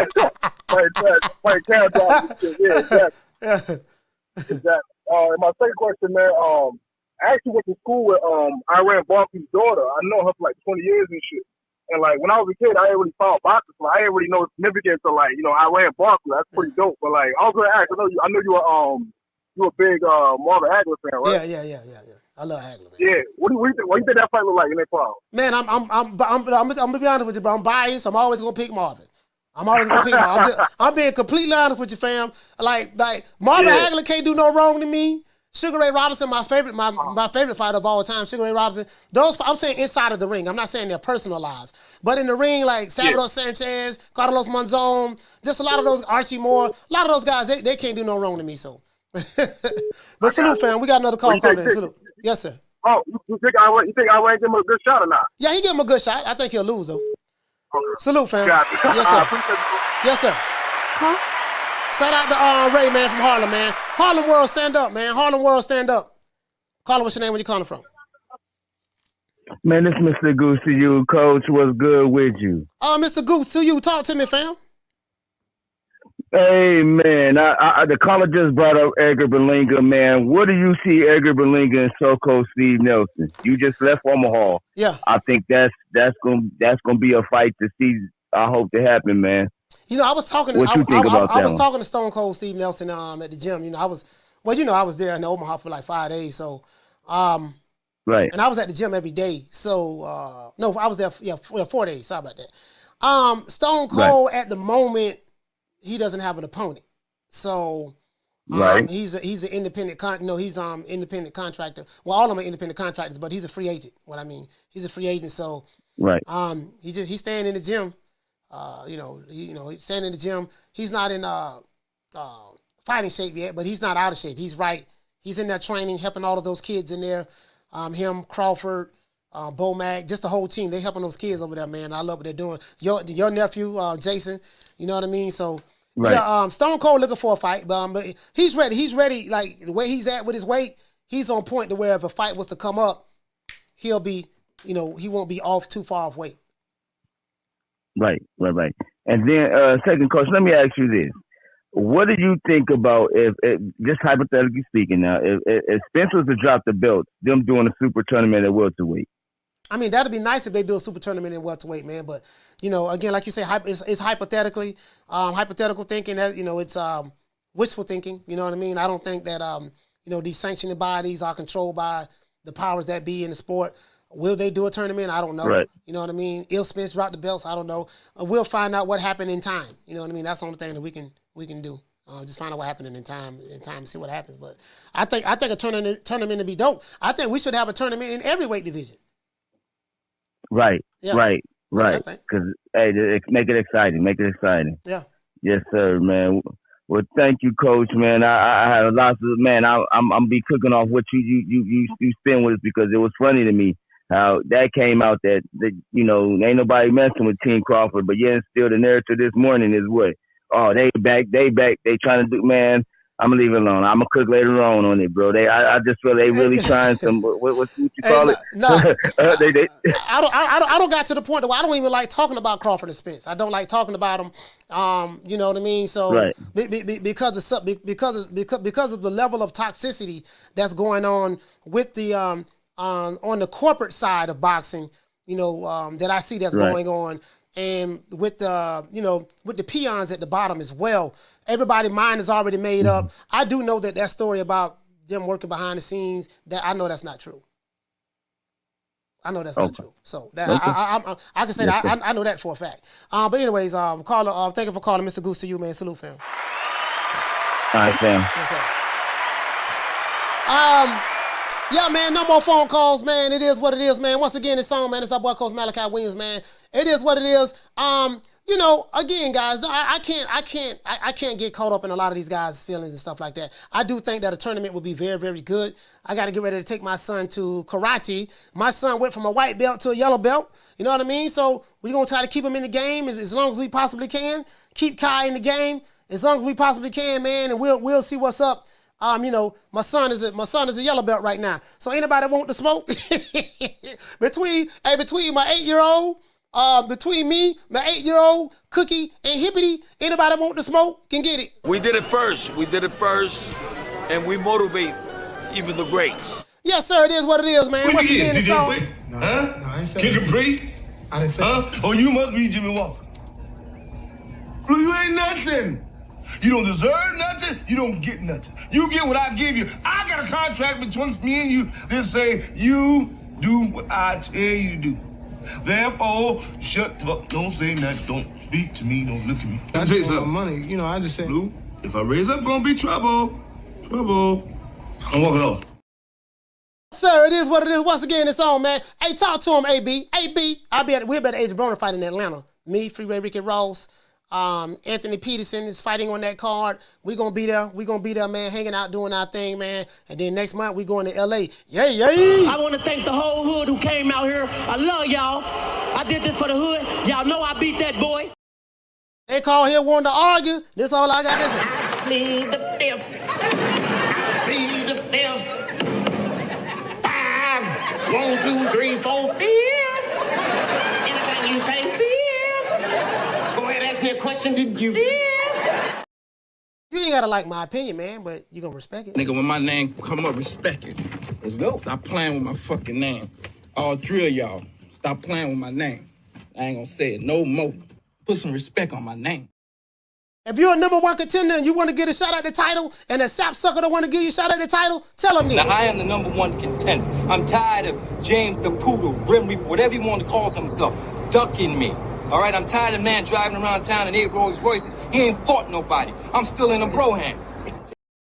Like that Thugger D, the man ain't fought nobody. I'm still in the bro hand. Don't ever forget, when I found you, you was strung out on coke. When I found you, you was like a big house, contemplating about killing yourself. So don't you ever forget who brought you to Big Time Box. I drugged you back. I brought you back. I provided food and put food on your table for your family to eat. And I'm doing it for the second time. So don't you ever forget that. Shut up, man. And my dog knocked down 305, man. It is what it is, man. Thugger D, Food Revolution, Jamie Rivera, Lisa Bells. It is what it is, man. And you know what? I forgot to thank Al Haymon. Well, you know, I guess I gotta be like everybody else and thank Al Haymon. I can quit my job now, baby. 6 figures, baby. You feel me? I'm about to but a name. Do you have a name? Oh, nah, I ain't got no name, you know. Name them names, man. They know who they is. Name them names, please. The names need to be named. They know who they is. The Mexican monster. Some of these dudes online, I'm just saying some, especially when it come to Floyd. But some of these dudes, boy, they be salivating at the mouth, boy, when they come to Floyd Mayweather. Oh my God, I respect it. I respect it. Oh my God. I respect it. After my God, give him after my God. You second to God, champ. No. I didn't listen. I respect him. I'm sorry. I respect him. Come on for the nigga pass out. Take the picture before you pass out. Yeah, get him before he pass out. Yeah. Hold him up. Yo, we gotta take this guy everywhere. Yeah. Yo, Chef. He needs air. You need air. He needs air. Take the picture. Take the picture before you face the picture. That's my hero, right? That's my hero. One more. It takes a man to take a lot to do it. All right, why you pushing? Don't worry about it. I got you, all right? Some of these dudes, boy, and I ain't never seen them. Hey, Thugger D, the dude fell on his knees, Thugger D. The Thugger D, you from the street. Who you know gonna fall on their knees? I'm gonna tell you something else, y'all ain't noticing that. Listen, in the beginning of that video, he gave his homeboy the phone, and he told his homeboy to take the picture. He told his homeboy to take the picture, and listen, go back and look at that. He told his homeboy to take the picture, gave him his phone. He said, man, get this. And then he wanted to record him fainting, falling on his knees in front of another nigga. Are you serious? Who raised you? Like, who raised these dudes? We the Charlotte twins. We known for calling everybody out. Please call these people out. Listen, the whole world's looking at you. Call these people out, What's up? It's the Jamal the Hitman Charlotte. Let's get it. Who want it? Name them names, man. They know who they is. Name them names, please. The names need to be named. They know who they is. The Mexican monster. Mexican monster. I want to thank the whole hood who came out here. I love y'all. I did this for the hood. Y'all know I beat that boy. Let's get this on. Let's get everybody who called into the show, man. We had a lot of calls today, man. Shout out to Curtis, man. Shout out to Curtis Malone. Was that Curtis Malone, B? Yeah, shout out to Curtis from Long Beach. Shout out to Martin from Oakland, Oaktown. Shout out to Raphael from Detroit. Shout out to Troy from B-More 2 times. Shout out to Yarmers from Brooklyn, BK, stand up. Shout out to D-Block from Dallas, Texas. What's happening, bro? Shout out to my main man, Damian Bennett from B-More, stand up. Shout out to the voice from Omaha, Nebraska. Shout out to Calvin from Illinois. The brother was upset with me, man. He said, I feel this way and I feel that way. Shout out to you, Calvin, man. Thank you for calling to the show, brothers. Salute to you, fam. Shout out to Warren G from the Shy. Regulators, mount up. Shout out to my main man, Marquis from North Cackalack. Shout out to Rob from LA. Yeah. Shout out to my dog, Thuggin' D from B-More. Shout out to Will Lynch from Ohio. Shout out to Wes from the ATL. Shout out to Al from Sacktown. Sacramento in the building. Shout out to Gary, man, from Jersey. Shout out to Adrian from LA. Yeah. Shout out to Ray from Harlem. Yeah, man, shout out to my grandfather, Minister Abdul Kareem Muhammad. He's from Harlem. And shout out to Mr. Goose to you from Omaha, Nebraska. Shout out to Team Freeway Ricky Ross, man. We are the official podcast of Team Freeway Ricky Ross. It is what it is. I'm Team Freeway and I'm New Media, Team Freeway and True Media Today, USA Boxing. And we're like one big happy family. We don't believe in making another YouTube channel rich. You know what I mean? Team Freeway, True Media, we're like one big happy family. We have a plethora of fighters over here. That our fighters can fight. You know what I mean? We don't have to do business with another promotional company. We have a plethora over here. Oh, Lord, I swear to God, when I see that whole ass nigga coach man like how ways, I'm going to put them paws on them. Nigga, Wakanda forever, bitch. Oh, Lord, he threw Wakanda through that fence. Wakanda is dead. Oh, Lord. Plethora. And I think we need to collectivize when it comes to the sport I of run boxing. every kind of bitch, every kind of place, and I know one thing. When it comes down on you, you either collectivize or you run like a solitary rat. These sapsuckers be coming over here, boy. They look like they be coming over here breaking all kind of commandments, fantasy for promoting. I say, man, y'all need to cut this out. So I will break my leg off, up in your ass so far that you be shitting sneaker for a month. The problem is these dudes ain't got no vision. Well, I respect your ambition, Willie, but you got to have vision. You feel me? Come on, man. Come on, yo.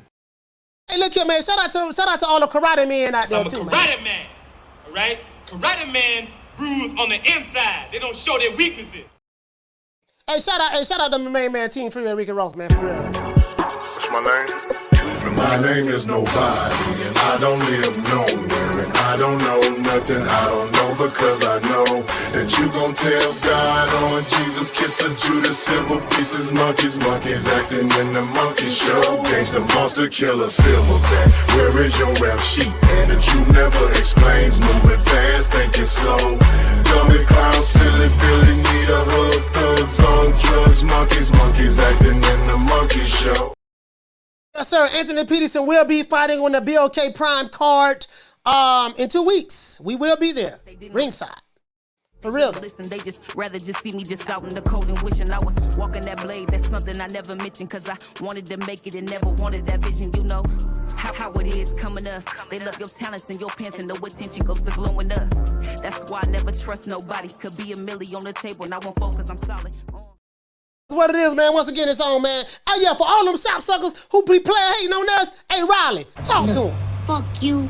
Fuck the plane you flew in on. Fuck them shoes. Fuck the socks with the bell on it. Fuck them cheap-ass cigars. Fuck your yuck-mouth teeth. Fuck your hairpiece. Fuck your chocolate. Fuck Guy Ritchie. Fuck Prince William. Fuck the Queen. This is America. My president is black and my Lambo is blue, nigga. Now get the fuck out my hotel room. And if I see you in the street, I'm slapping the shit out of you. Riley said, I ain't said that. What Riley said, man. Since AB fighting in a couple of weeks, man. Shout out to AB.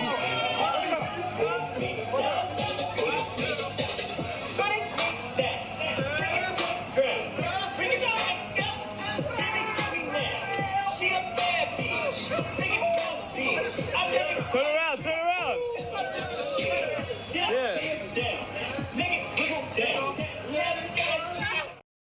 Shout out to everybody, man. Shout out to all the moderators. Shout out to School X, man. Shout out to Jamie Rivera. Shout out to Caps. Shout out to Haleen, Mr. Golden in the building. My sister Food Revolution, Knockdown 305. Dub right side. Yeah. Shout out to doggone Thuggin' D.